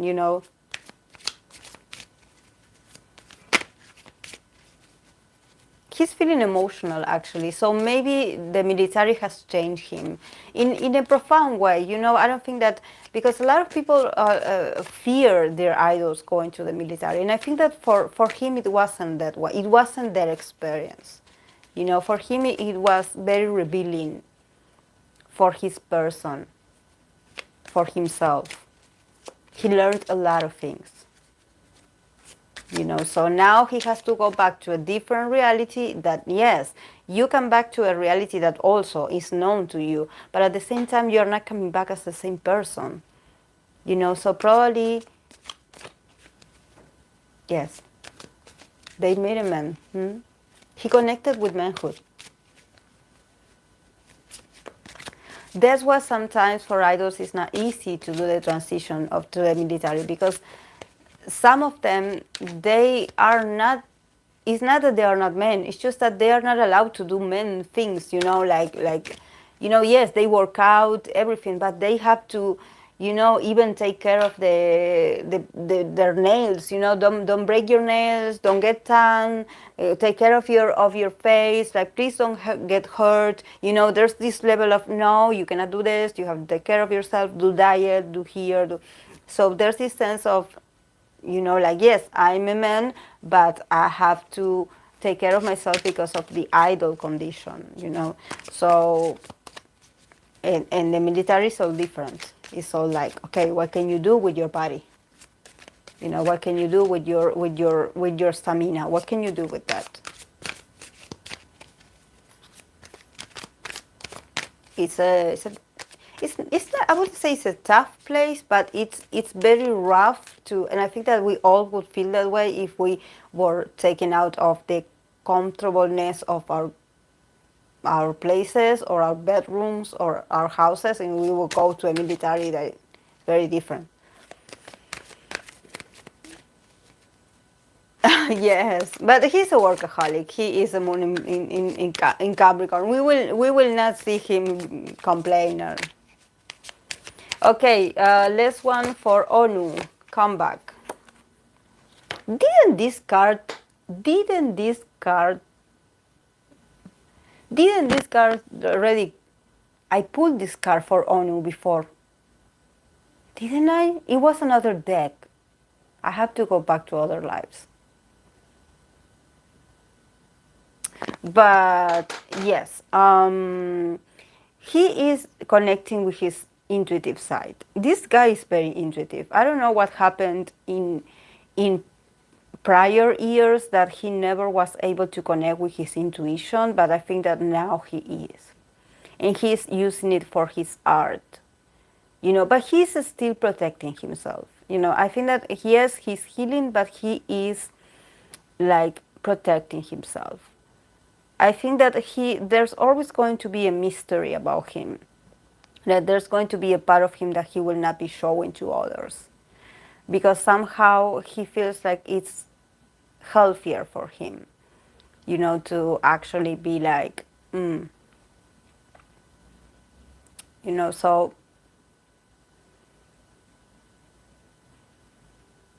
yeah. But he's a beautiful person. He's a very deep person. It's just that he's very sensitive. And probably in the past, he was afraid of his own sensitivity or of his own intuition. He was afraid of that. And now he's finally like, okay, this is me. I embrace it. But he's also like I said, he has a lot of information. He knows about things. He knows about people. So he's like, he knows a lot of things, this guy. He's a beholder of a lot of secrets, to be honest. But somehow he's protecting himself and others. He's like, I'm not going to show you my vulnerability because I got hurt in the past. So for you to actually see the real me, it's like, yes, I can sing about it, I can give hints about it, but he's a complex person because he had been hurt before, and he had been criticized before for his sensitivity. I don't know if people assumed his sexuality or assumed his, I don't know, something about him that was totally wrong. And I think that this is why probably he will always have a part of himself that he will not show. But he's indeed very sensitive. He's very sensitive. But he's slowly like getting comfortable with his sensitivity and also using it for his favor. That is being an artist. Because he's an artist. But probably because of a lot of things that happened, he wasn't able to appreciate or connect with being an artist, and now he's slowly like flowing with his talent and being like, okay, I enjoy this. So yes, this is all I have. I was trying to walk a stand up. Oh.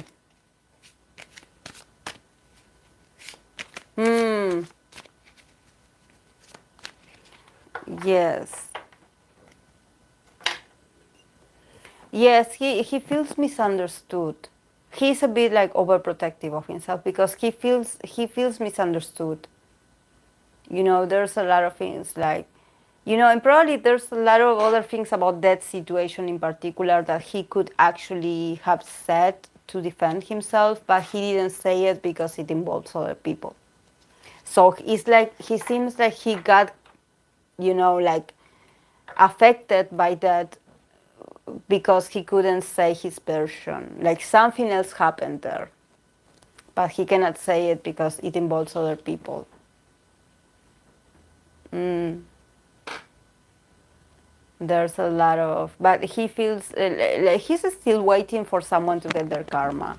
So, you know, he is very intuitive. So I think that if he does connect with that intuition, he's going to suffer less. You know, he's not going to suffer.